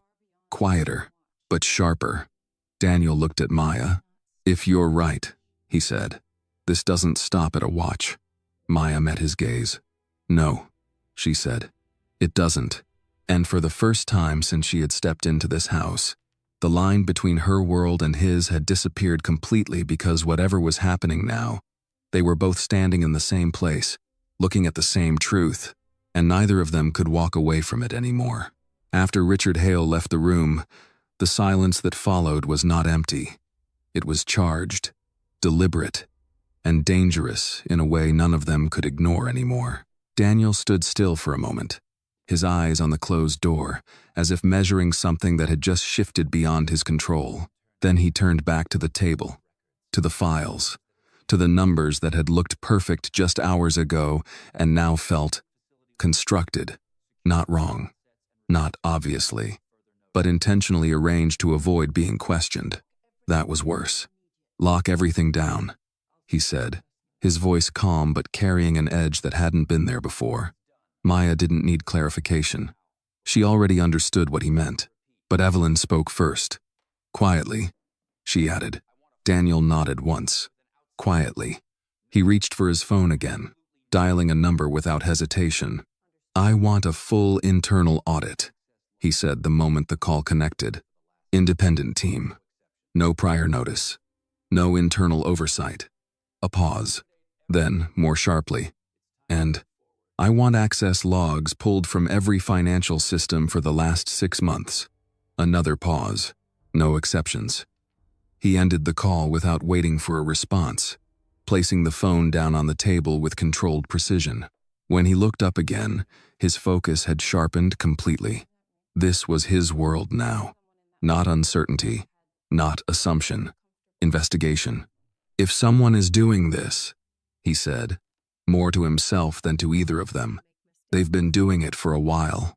Maya leaned slightly against the edge of the desk, her arms folded loosely, her posture relaxed but her attention fully engaged. "Long enough to get comfortable," she said. Daniel glanced at her. "Comfortable people make mistakes." Maya shook her head slightly. "Careful people don't." That stopped him, not because it contradicted him, but because it refined what he was thinking into something more precise. Evelyn watched the exchange quietly, her eyes moving between them, seeing not just what was being said, but what was forming beneath it. Then, "We're not looking for someone careless," she said. "We're looking for someone patient." Daniel nodded slowly. "And close." That word settled into the room like something solid. Close meant access. Close meant trust. Close meant someone inside. Maya's gaze flicked briefly toward the door Richard had exited through. Just for a second. Then back again. She didn't say anything. She didn't need to. Daniel saw it anyway. "You think it's him?" he said. Maya didn't answer directly. "I think he wasn't surprised," she said. "Not when the watch came up. Not when the numbers were questioned." Daniel's jaw tightened slightly. "That's not proof." "No," Maya agreed. "But it's not nothing either." Another silence. This one sharper, more focused. Daniel turned back to the table, flipping through the file again. Slower this time, more deliberate. He wasn't reading anymore. He was studying. Patterns, repetition, small inconsistencies that would have slipped past him before because he hadn't been looking for them. Now he was. And once you started looking, you couldn't stop. If he's involved, Daniel said, he won't act alone. Maya nodded. People like that don't. Evelyn leaned back slightly, her fingers resting lightly against the arm of her chair. Then the question isn't just who, she said. It's how many. That made the room feel smaller, because it meant this wasn't a single breach. It was a system, and systems didn't collapse cleanly. They fractured.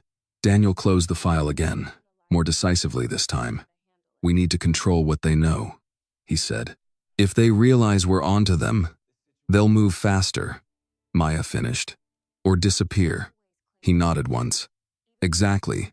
Another pause. Then he looked at her again, more directly this time. From now on, you don't move alone in this house. Maya frowned slightly. I'm not the one doing anything wrong. That doesn't matter, Daniel said. If they think you've seen something, I have seen something, then you're a liability to them. The word hung there, not as an insult, as a fact. Maya held his gaze, unflinching. I've been a liability before, she said. I know how to handle it. Daniel didn't look convinced. This is different. It's always different, Maya replied quietly. That doesn't change what it is. The honesty in that wasn't defiant. It was grounded, lived. Evelyn watched them both, her expression thoughtful. She's right, she said. Danger doesn't change its nature just because the surroundings are more expensive. Daniel exhaled slowly, running a hand over his jaw. He didn't like this. Not the situation, not the risk, not the fact that the one person who had seen the problem first was also the least protected in his world. Fine, he said finally. But you stay close to this wing. No unnecessary movement. Maya nodded once. Understood. Another pause. Then, almost as an afterthought, Daniel added, and if anything feels off, you tell me immediately. Maya met his eyes. I already tried that once. The words weren't sharp, but they carried weight. Daniel didn't respond right away, because again, she wasn't wrong. Then tell me again, he said quietly. That was different. Not authority, not control. Something closer to acknowledgement. Maya held his gaze for a moment longer. Then she nodded. All right. Outside, the wind picked up slightly, brushing against the windows in a low, steady rhythm. Inside, the air had changed completely. What had started as a simple misunderstanding, a missing watch, a misplaced accusation had unfolded into something far more dangerous, something deliberate, something hidden. And now, for the first time, all three of them were looking at it the same way, not as an isolated incident, but as a system that had been operating quietly, waiting for the moment it would be noticed. And now that it had been there, was no going back to not seeing it. Daniel picked up the file one last time, his grip tightening slightly. We move carefully, he said. Maya nodded. Evelyn said nothing, but the way she looked at both of them made one thing clear. Whatever came next, this wasn't just about money anymore. It was about truth, and truth, once uncovered, had a way of demanding more than anyone was prepared to give. The house changed again that night, though no one announced it, and nothing on the surface looked different. The lights still came on at the same hour. Dinner was served at the same table with the same precision. Staff moved through the halls with the same quiet efficiency. But underneath it all, something had tightened. A thread pulled just enough that everything else had to adjust around it. Maya felt it the moment she stepped out of Evelyn's wing to return to the staff corridor. It wasn't a sound. It wasn't even a movement. It was the absence of something normal rhythm, natural flow, the unspoken ease that had been there before. Now it felt watched, calculated, measured. She didn't change her pace. She didn't look around, but her awareness sharpened. Every reflection in the glass, every shadow at the edge of a hallway, every door that seemed just slightly more closed than it had been earlier. She had learned long ago that danger rarely announced itself. It revealed itself in the way things stopped making sense. Downstairs, the kitchen was quieter than usual for that time of evening. Fewer voices, shorter conversations. Denise glanced up when Maya entered, her expression unreadable. "Long day," she said, not really asking. Maya nodded once, reaching for a glass of water. "Getting longer." Denise hesitated, then lowered her voice. "You need to be careful." Maya didn't react immediately. "You said that before." "I mean it now," Denise said. There was something different in her tone this time. Less warning, more urgency. Maya looked at her. "What changed?" Denise glanced toward the doorway, then back. "People are asking questions," she said. "Not about the watch." A pause. "About you." That landed. Not as fear, as confirmation. Maya took a slow sip of water, her mind already moving ahead. "Let them ask," she said. Denise shook her head slightly. "You don't understand." Maya set the glass down, meeting her eyes. "Then explain it." Another hesitation. Then, quietly, "People who don't belong here. They don't get questioned." Denise's voice dropped further. "They get removed." The word hung there. Simple. Final. Maya held her gaze for a moment longer, then nodded once. "I've been removed before." Denise's expression tightened. "Not like this." Maya didn't respond, because part of her knew Denise was right. This wasn't a job she could lose and replace in a week.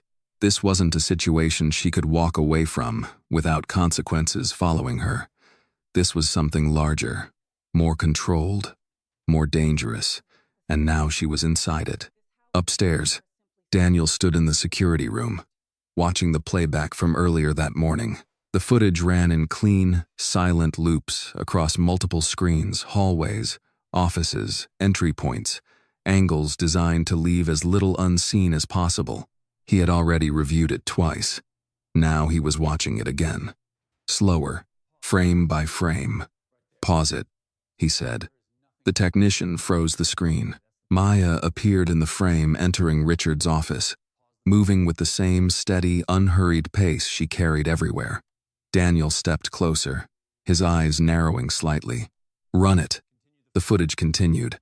Maya moved through the room, cleaning, adjusting small things. At one point, she opened the desk drawer. The moment Richard had focused on. The moment that had become the accusation. "Stop." The frame froze again. Daniel leaned in slightly, studying it. The angle wasn't perfect. It didn't show inside the drawer. Just her hand, the motion, the timing. "Zoom in." The technician adjusted the image. Grainier now. Less clear. But enough.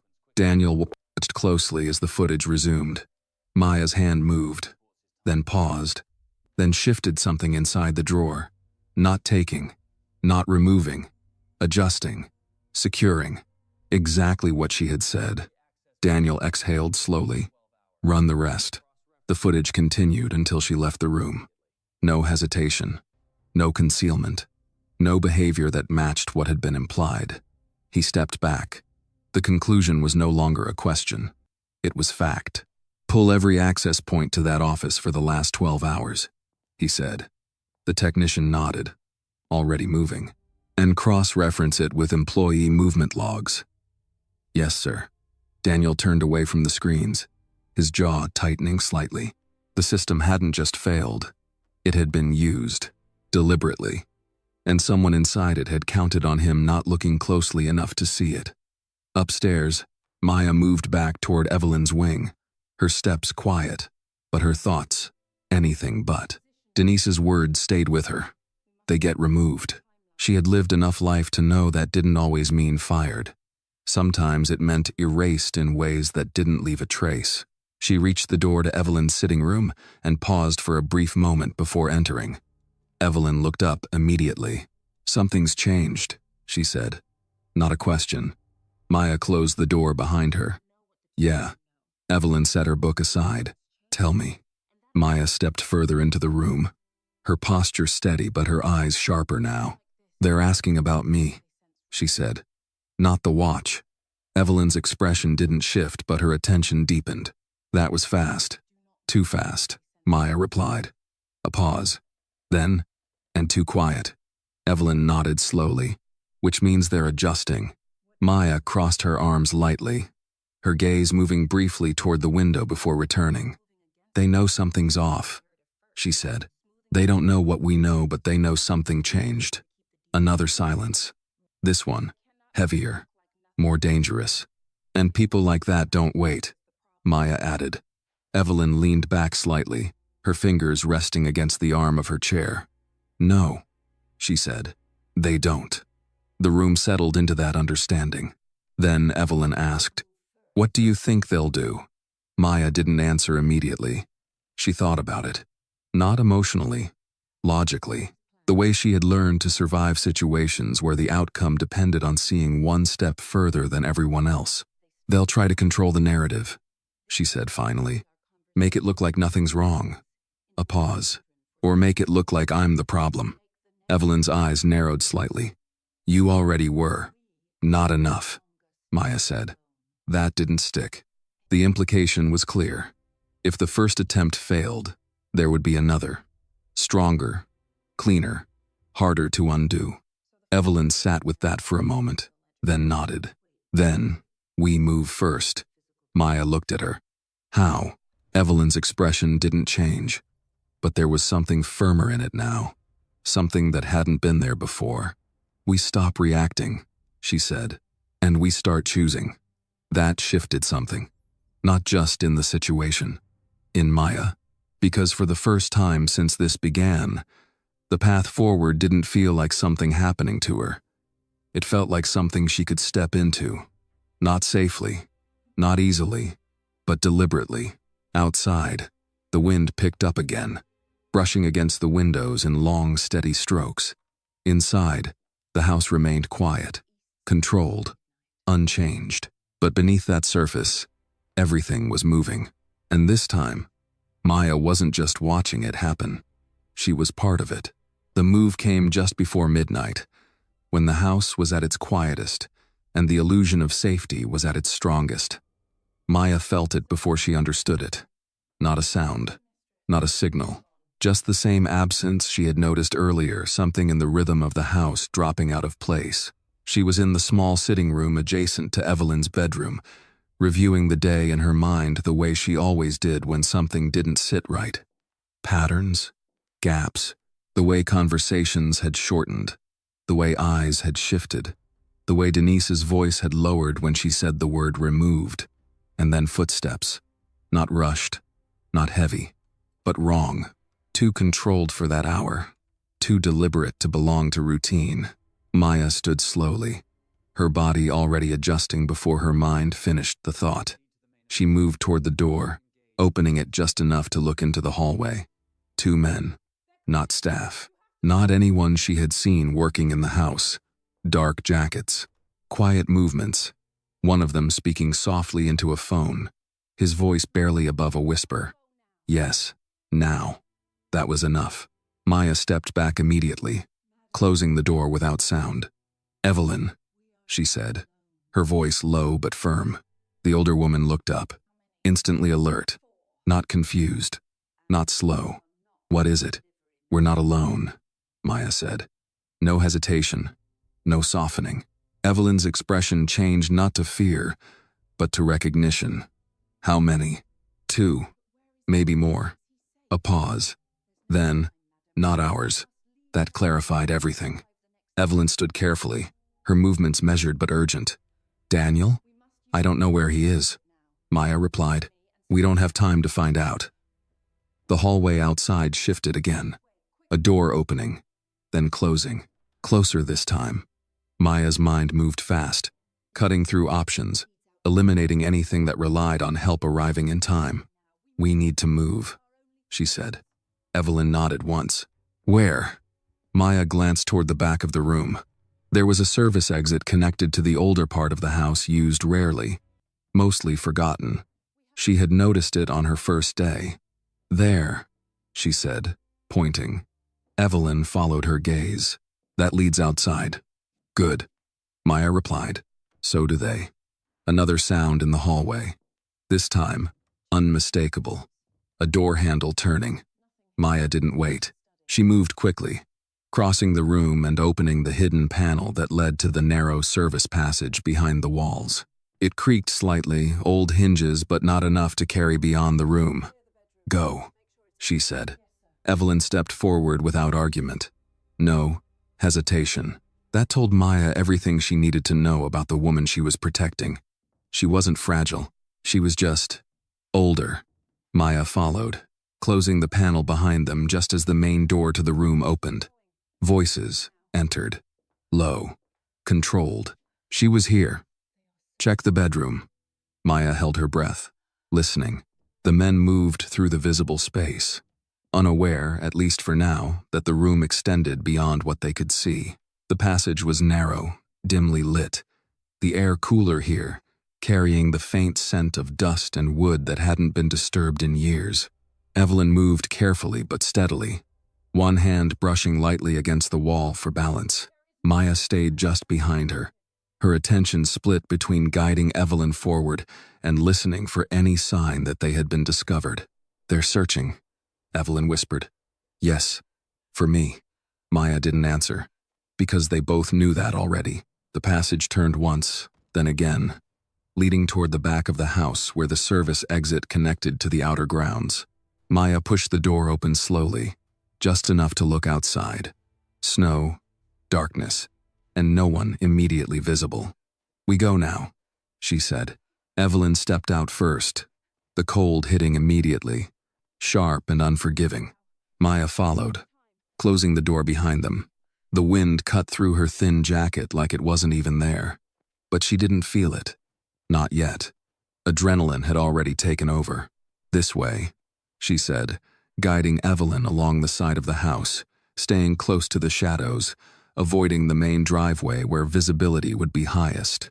Behind them, somewhere inside the house, a door slammed. Then another. They knew. Faster, Maya said. Evelyn picked up her pace as much as she could, her breath visible in the cold air. Her steps steady but not as quick as Maya's. Maya adjusted immediately, slowing just enough to stay with her without losing momentum. They reached the edge of the property line, where the trees thickened and the security lights didn't reach as far. Maya paused, listening.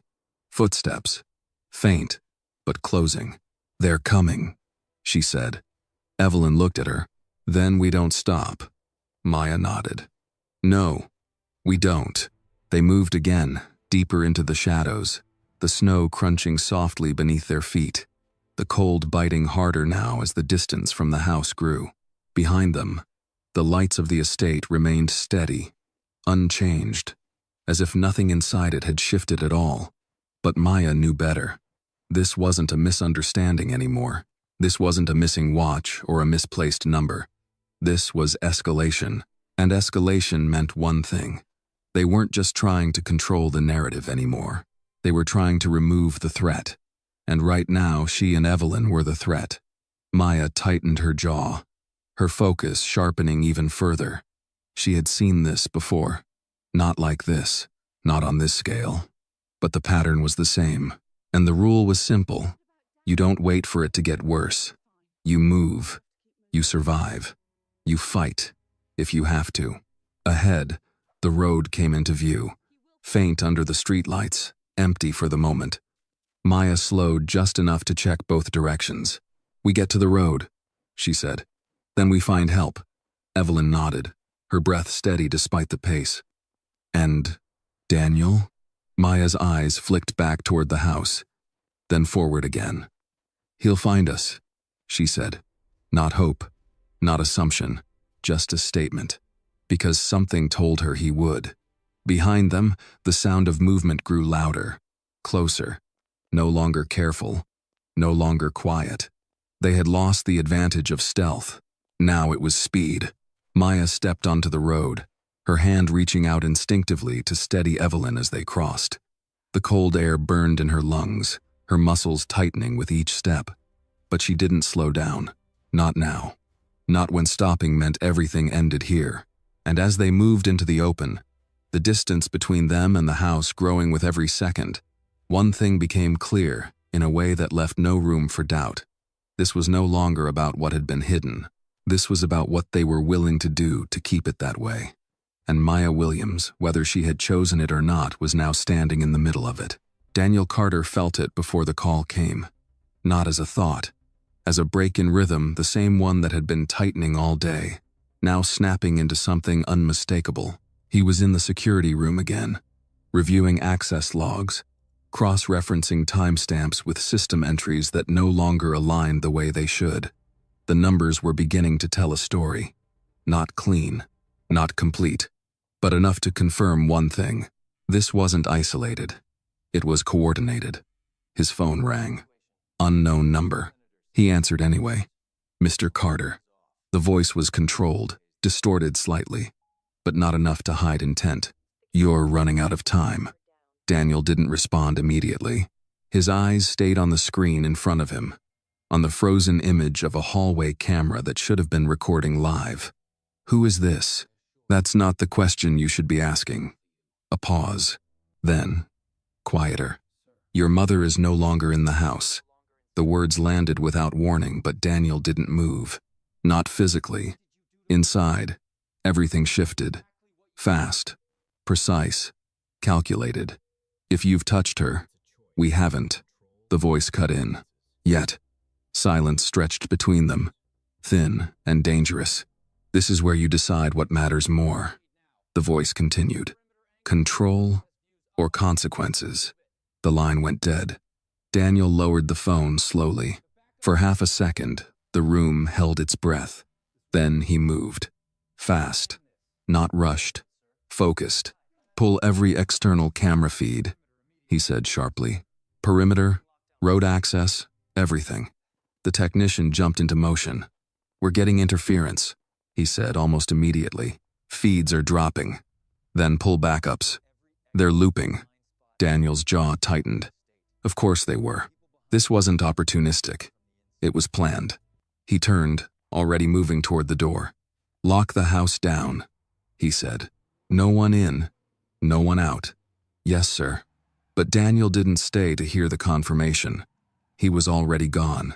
Outside, the cold hit him hard, sharp enough to cut through the focus that had taken over his body. He barely felt it.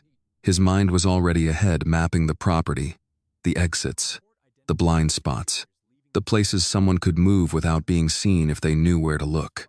They knew. That was the problem. They knew the system because they were part of it. His car door slammed shut behind him as he drove straight through the main gate, not waiting for it to open fully before pushing past the narrowing gap. Tires hit snow, sliding slightly before gripping again as he turned onto the road. His phone rang again. This time internal.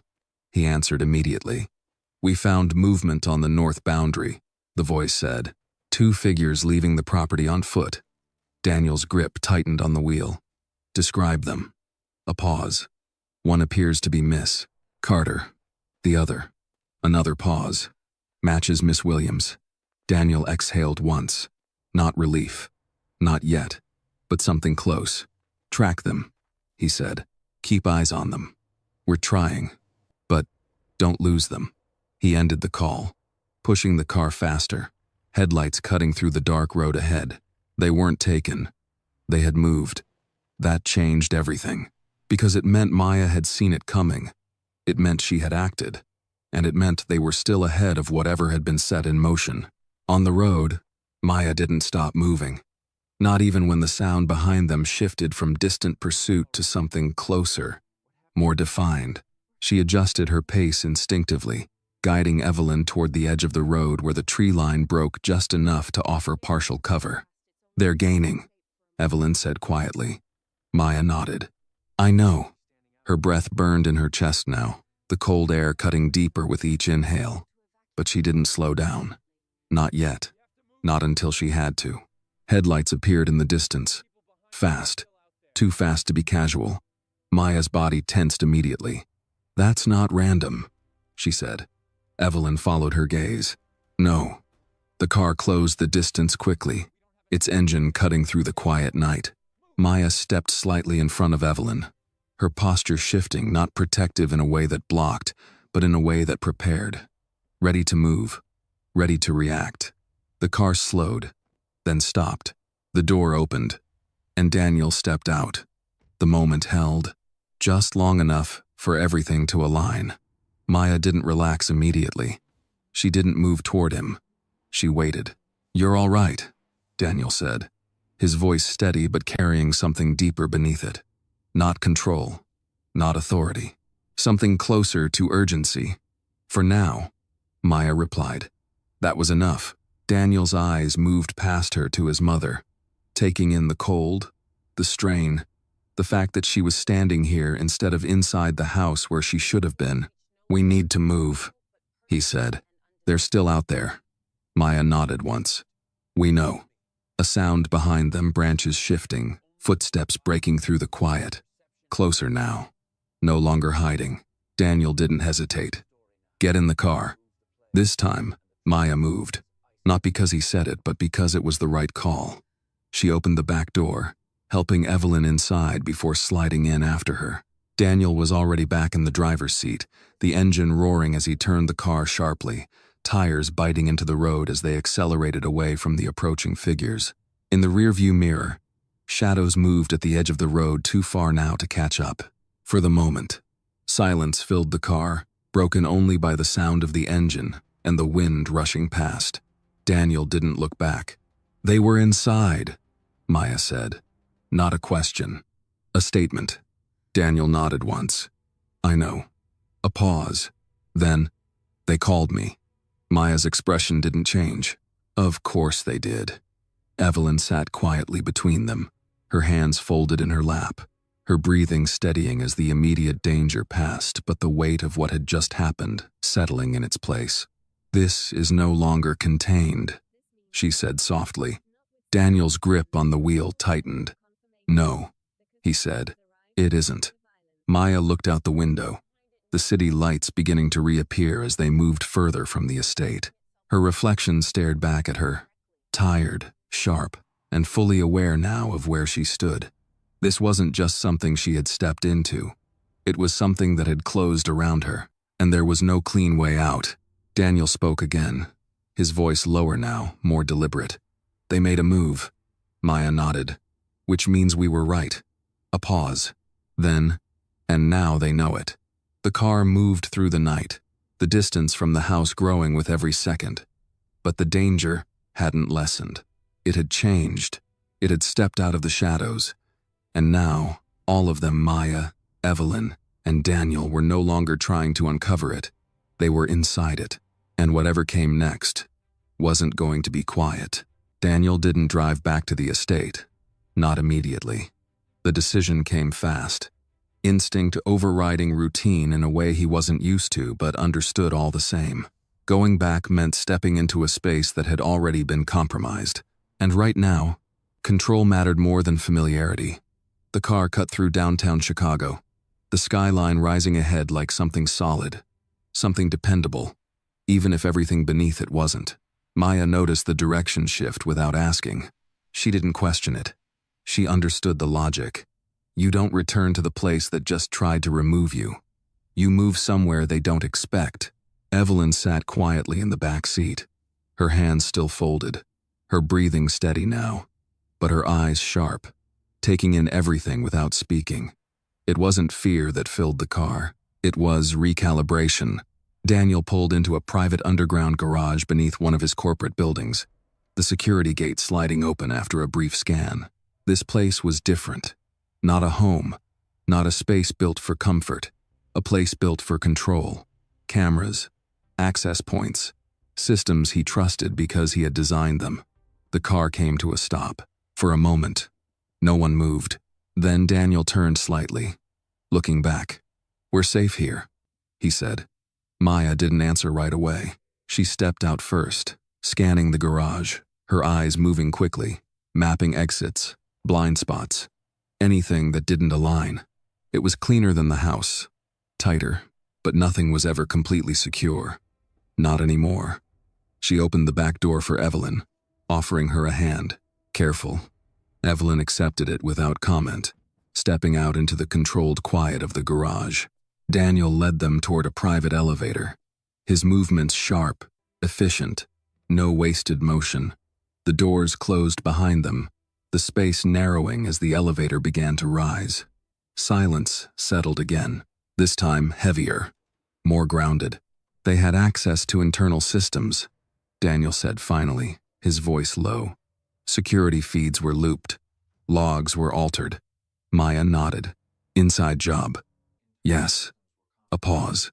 Then, and not a small one, Evelyn leaned lightly against the wall, her gaze steady, then stopped treating it like one.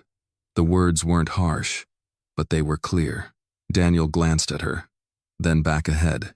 He didn't argue, because he knew she was right. The elevator doors opened into a private floor, minimal staff, controlled access, a space designed for high-level operations. Not comfort, not display, function. Maya stepped out first again, her instincts still leading her movement. She paused just inside, taking in the layout, the angles, the way the space held itself together. Better, she said quietly. Daniel almost smiled. Almost. It will do. He moved past her, heading toward a central office space, already pulling up files on a secured system. We don't have much time, he said. If they made a move tonight, they're accelerating. Maya followed, her focus locking back onto the situation, the fear from earlier replaced by something sharper, clearer. Then we move faster. Evelyn took a seat near the window, watching them both, her presence steady, anchoring the room in a way that neither of them acknowledged but both relied on. Daniel pulled up the financial records again, this time cross-referencing them with external audit data that had just begun to come in. The discrepancies were clearer now. Not random, not isolated, structured. It's layered, he said. Multiple accounts, shell movements. Maya stepped closer, looking over his shoulder. And timed, she added. Each shift covers the last one. Daniel nodded, which means whoever built this has been doing it long enough to trust it. Maya finished. Silence settled between them, but this time it wasn't heavy. It was focused, directed. Then Maya said something that shifted everything again. The watch wasn't random. Daniel looked at her. No, it was placed, she said, or removed on purpose. A pause, to point at me. Evelyn spoke from behind them. To isolate you.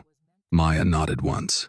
And if that worked, Daniel finished the thought, you'd be gone before we saw any of this. The realization hit fully now, not as a theory, as a plan that had already been set in motion and failed, which meant the next move wouldn't be subtle. Daniel straightened slightly, his mind already moving ahead. Then we stop reacting, he said. Maya glanced at him.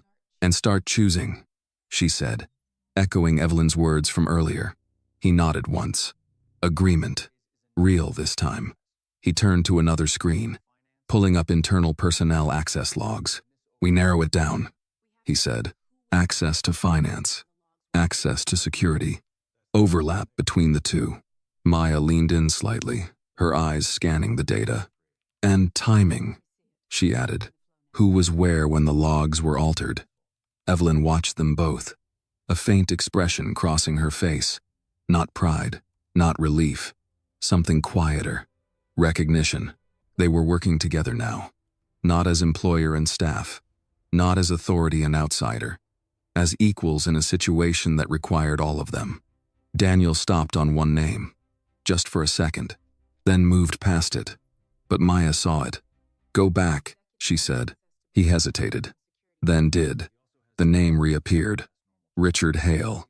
The room didn't react, not outwardly, but something beneath it shifted. Final this time. He has access to both systems, Maya said. Daniel nodded slowly, and the authority to bypass checks. Evelyn's voice came soft, but steady. And the reason? Daniel didn't look at her. What reason? Control, she said. People like that don't just take money. They build systems they can own. Silence followed. Not uncertain. Confirming. Daniel closed the file. his decision already made. We don't confront him yet, he said. Maya shook her head. No, we gather everything, he continued. Every account, every transfer, every person connected to it, Maya added. He nodded. And when we move, Maya finished it. We don't miss. Evelyn leaned back slightly in her chair, her hands resting calmly now. That's the difference between reacting and choosing, she said. The room held that. Outside, the city moved as it always did. Cars, lights, people unaware of the shift happening just above them. Inside, something had locked into place. The fear from earlier had burned away. What remained was clarity, direction, and something stronger than either. Resolve. Daniel looked at Maya one last time. You didn't have to stay in this. Maya met his gaze. Neither did you. A pause. Then, quietly. But here we are, and for the first time since this began, there was no distance between them. Not in status, not in perspective. Just two people standing in the same truth, knowing exactly what had to be done next. By the time the sun began to rise over the city, the plan was no longer a plan. It was a structure tight, deliberate, and built on something stronger than suspicion. Evidence. Daniel hadn't slept. Maya hadn't either. The hours between midnight and morning had been spent pulling threads, and every thread they pulled led back to the same place. Richard Hale. Not as a guess, not as a theory, as a pattern that repeated too cleanly to ignore. Transfers routed through shell accounts that existed just long enough to disappear. Security logs overwritten at precise intervals. Access points that aligned with his schedule, his authority, his reach. It wasn't just control. It was design. Maya stood near the window, watching the city wake up in slow, indifferent motion. Cars moving, lights shifting, people stepping into routines that had nothing to do with what was happening here. For a moment, she let herself feel the distance between that world and this one. Then she let it go. He's not acting alone, she said. Daniel didn't look up from the screen in front of him. No. Someone had to help with the security side. I've already flagged 2 names, he replied, his tone steady, precise, both with elevated access, both connected to Hale's internal approvals. Maya nodded slowly. Then it's not just money. Daniel finally looked up. It never was. Evelyn sat across the room, her presence quiet but constant, listening, absorbing, measuring. Money is just the surface, she said. What matters is what it buys. Maya turned slightly toward her. Control, she said again. Evelyn nodded. And silence. That word settled deeper than the others, because silence meant people knew, and chose not to speak. Daniel closed one file and opened another, this one pulling up communication logs. We move today, he said. Not a suggestion, a decision. Maya crossed her arms lightly. How? We bring it into the open, he said. Board level. Maya frowned slightly. That's risky. So is waiting, Daniel replied. If we give him time, he'll start closing gaps, cleaning trails. A pause. We don't give him that chance. Evelyn watched him closely. And you're ready to do that? Daniel met her gaze. I'm ready to end it. The room held that for a moment. Then Maya nodded once. Then we do it clean. Daniel stood, already moving. Emergency board meeting. 1 hour. He picked up his phone, issuing instructions with the same precision he brought to everything else. But this time, there was something different beneath it. Not just control, purpose. Within the hour, the conference room filled. Senior executives, legal advisors, board members who had been pulled out of their schedules with no explanation beyond urgency. The air in the room was tight, expectant. Richard Hale was already there when Daniel entered. Of course he was. Standing near the head of the table, reviewing documents, his posture as composed as ever. He looked up as Daniel walked in, his expression unchanged. Daniel, he said, I wasn't aware we had. Sit down. Daniel interrupted. The room went still. That wasn't how these meetings started. Not with him. Richard paused for half a second. Then he sat. Maya stood near the back of the room, not at the table, not part of the formal structure, but present in a way that couldn't be ignored. Evelyn entered last, taking a seat without a word. Daniel didn't waste time. "We have a breach," he said. "No introduction, no softening. Internal, financial, and operational." A murmur moved through the room, controlled, but immediate. Richard didn't react, not outwardly. "We've identified irregularities in multiple accounts," Daniel continued. "Structured transfers, systematic manipulation of reporting." He tapped the screen in front of him, and the data appeared clear, undeniable. Patterns highlighted, connections drawn. Silence fell as the room processed it. "This is preliminary," Daniel said. "But it's enough." One of the board members leaned forward. "Enough for what?" Daniel's gaze shifted, landing directly on Richard. "Enough to act." The room followed his line of sight, and for the first time, something changed in Richard Hale's expression. Not fear, not yet, but awareness. The moment had arrived. "This is a serious accusation," Richard said calmly. "You're presenting incomplete data." "No." Maya's voice cut in. Not loud, but clear enough to carry across the room. Every eye turned to her. Daniel didn't stop her. That was the first signal. Maya stepped forward slightly, her posture steady, her voice controlled. "He's not wrong," she said. "It is incomplete." A pause. Then, "But it's consistent." She pointed to the screen. "The same pattern repeats across multiple accounts. The same timing, the same adjustments." Richard's eyes narrowed slightly. "And you are?" Maya didn't look away. "Someone you tried to remove before this got here." That landed. Harder than anything else so far. The room shifted again. Daniel spoke before Richard could respond. "Security logs confirm access points aligned with these entries," he said. "And those logs were altered." A legal advisor leaned forward. "Altered by whom?" Daniel didn't hesitate. "Someone with full system access." Another pause. Then, quieter. "Like our CFO." Silence. Absolute now. Richard let out a slow breath, leaning back slightly in his chair. For a moment, he didn't speak. Then he smiled. Not wide, not defensive, controlled. "If you're going to accuse me," he said, "you'll need more than patterns and speculation." Daniel stepped forward. "We have more." He nodded once, and the door opened. 2 federal agents stepped into the room. The shift was immediate, irreversible.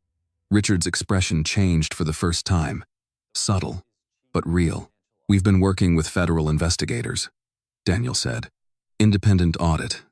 External verification." The lead agent stepped forward. "Richard Hale," he said, his voice firm, official.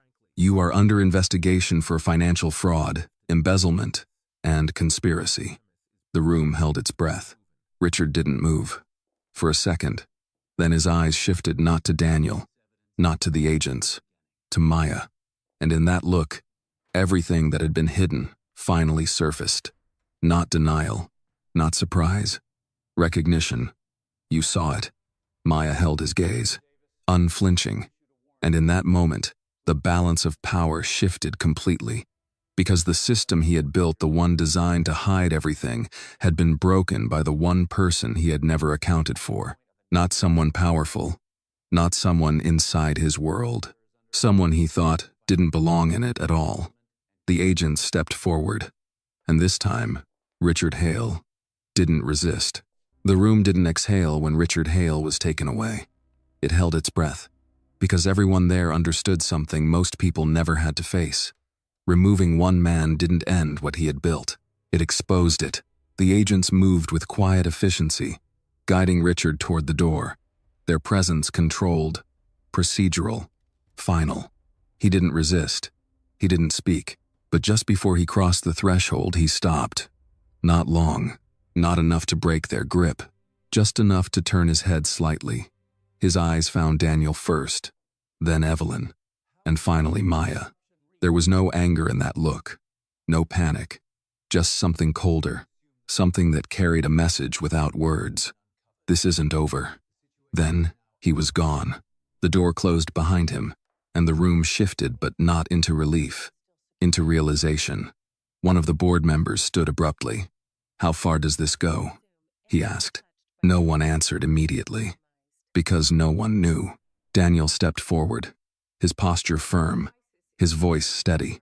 "We assume it goes further than we've seen," he said, "which means we don't stop here."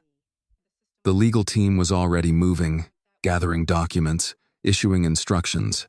Phones came out, messages were sent. The machine was turning now fast, precise, and unforgiving. But Maya wasn't looking at them. She was looking at the door, at the space Richard had just walked through. Something in her chest hadn't settled. Not because of fear, because of instinct.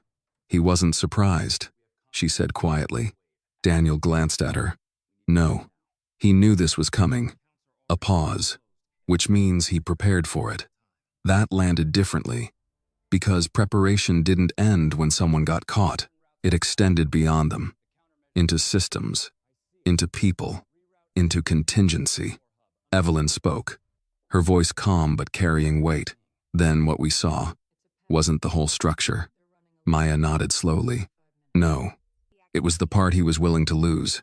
Silence, heavy, precise. Daniel turned back to the table, pulling up the remaining files.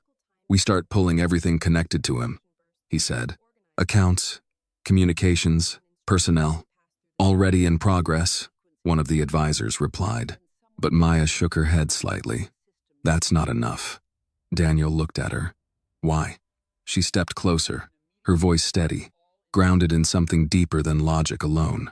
"Because people like him don't build systems that collapse when they fall," she said. "They build systems that keep running." The room went still again. "Then we find who's still running it," Daniel said. Maya met his gaze. "And we do it before they disappear." That shifted everything again. Because now the timeline wasn't open. It was closing. Fast. One of the agents stepped back into the room, his expression focused. "We've secured Hale," he said. "But we're already seeing movement." Daniel's eyes narrowed. "What kind of movement?" "Accounts closing," the agent replied. "Transfers accelerating. Someone's trying to clean up." There it was, the second wave. Not reaction. Execution. Maya didn't hesitate. "They're burning it," she said. "Everything they can before it's traced." Daniel turned to the screen, watching as numbers began to shift in real time. Accounts draining. Routes changing. Patterns breaking apart. "Can we track it?" he asked. The agent shook his head slightly. "Not fast enough if they keep this pace." Maya stepped closer to the screen, her eyes moving quickly, following the movement not as isolated data, but as behavior. "They're not just moving money," she said. "They're signaling." Daniel looked at her. "To who?" Maya pointed to one of the sequences. "This isn't random," she said. "It's structured. Same pattern, same timing, just faster." A pause. "They're telling whoever's left to shut down." Evelyn leaned forward slightly, "Which means there is someone left." "Yes," Maya said, "and they're still inside." That word settled deeper than anything else. Inside, not gone, not external, still within reach. Daniel straightened, his focus sharpening again. "Lock internal systems," he said. "Full access freeze. No transfers without direct authorization." The room moved immediately. Commands issued. Systems adjusted. But Maya didn't move. Her eyes stayed on the screen. Something wasn't right. Not in the pattern. In the absence of one. "Stop," she said suddenly. The room paused. Daniel looked at her. "What?" She stepped closer, pointing again, but this time at what wasn't there. "This account," she said. "It hasn't moved." Daniel frowned. "So? Everything else is being cleared," Maya said. "Everything. Except that." A pause. Then, "Why would they leave one?" Silence. Then, understanding. Daniel's expression changed. "Because it's not part of the cleanup," he said. Maya nodded. "It's the control." Evelyn's voice came soft, but certain. The one they still need. Daniel turned back to the system, pulling up the account in question. Who has access? The response came quickly. Limited authorization. High-level clearance only. Daniel's jaw tightened. Names. A pause. Then, Hale, and one other. The room held its breath. Who? Daniel asked. The answer appeared on the screen.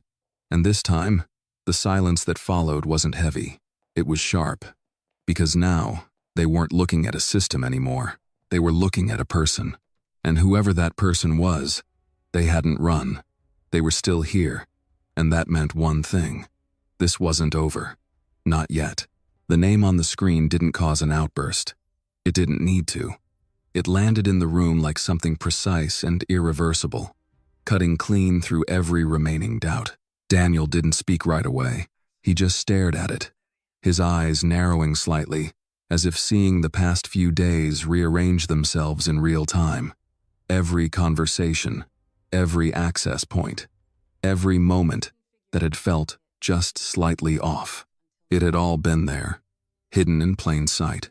One of the senior board members, not loud, not visible, not someone who demanded attention, which, Maya realized immediately, was exactly the point. He stayed quiet, she said. Daniel nodded once, because he didn't need to move until now.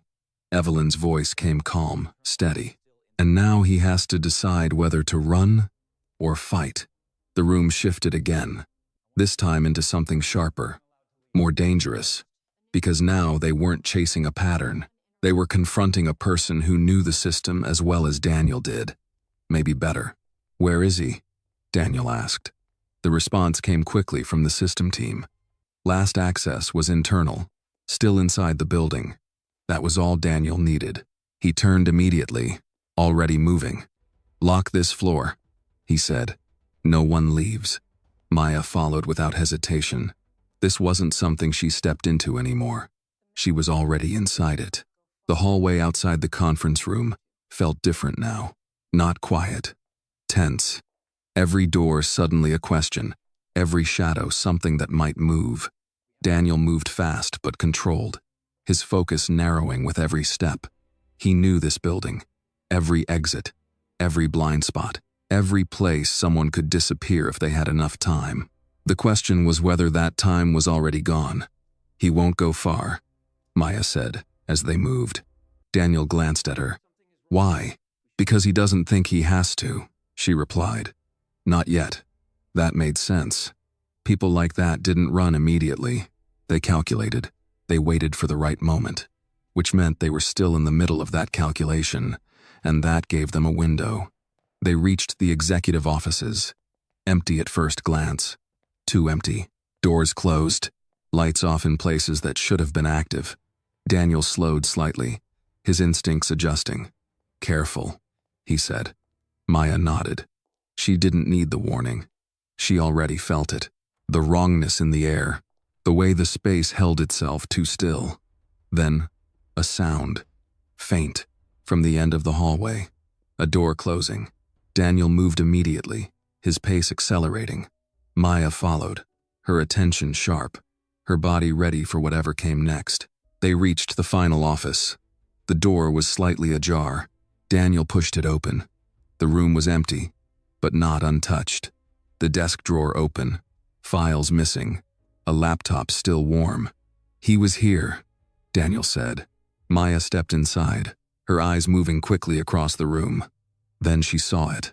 The screen, still active, a transfer in progress. He's not running, she said. Daniel followed her gaze. The numbers on the screen were moving. Fast, not scattered like before. Focused, everything being funneled into one final route. He's finishing it, Daniel said. Maya nodded. And then he'll disappear. A pause. Then, quietly, unless we stop it. Daniel stepped forward, his hands already moving across the system, trying to cut the transfer. But the response came back immediately. Locked out. He's still connected, Daniel said. Remote override. Maya looked around the room again. Not at the obvious.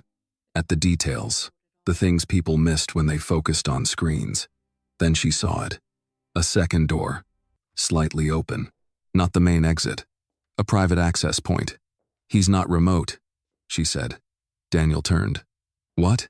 "He's here," Maya said. "He didn't leave." That was the moment everything shifted again. Daniel moved toward the second door, pushing it open without hesitation. The smaller room beyond was dim, the lights off, the space tight and functional. And there he was, standing by a secondary terminal, his hand still on the controls. He didn't look surprised, not even now.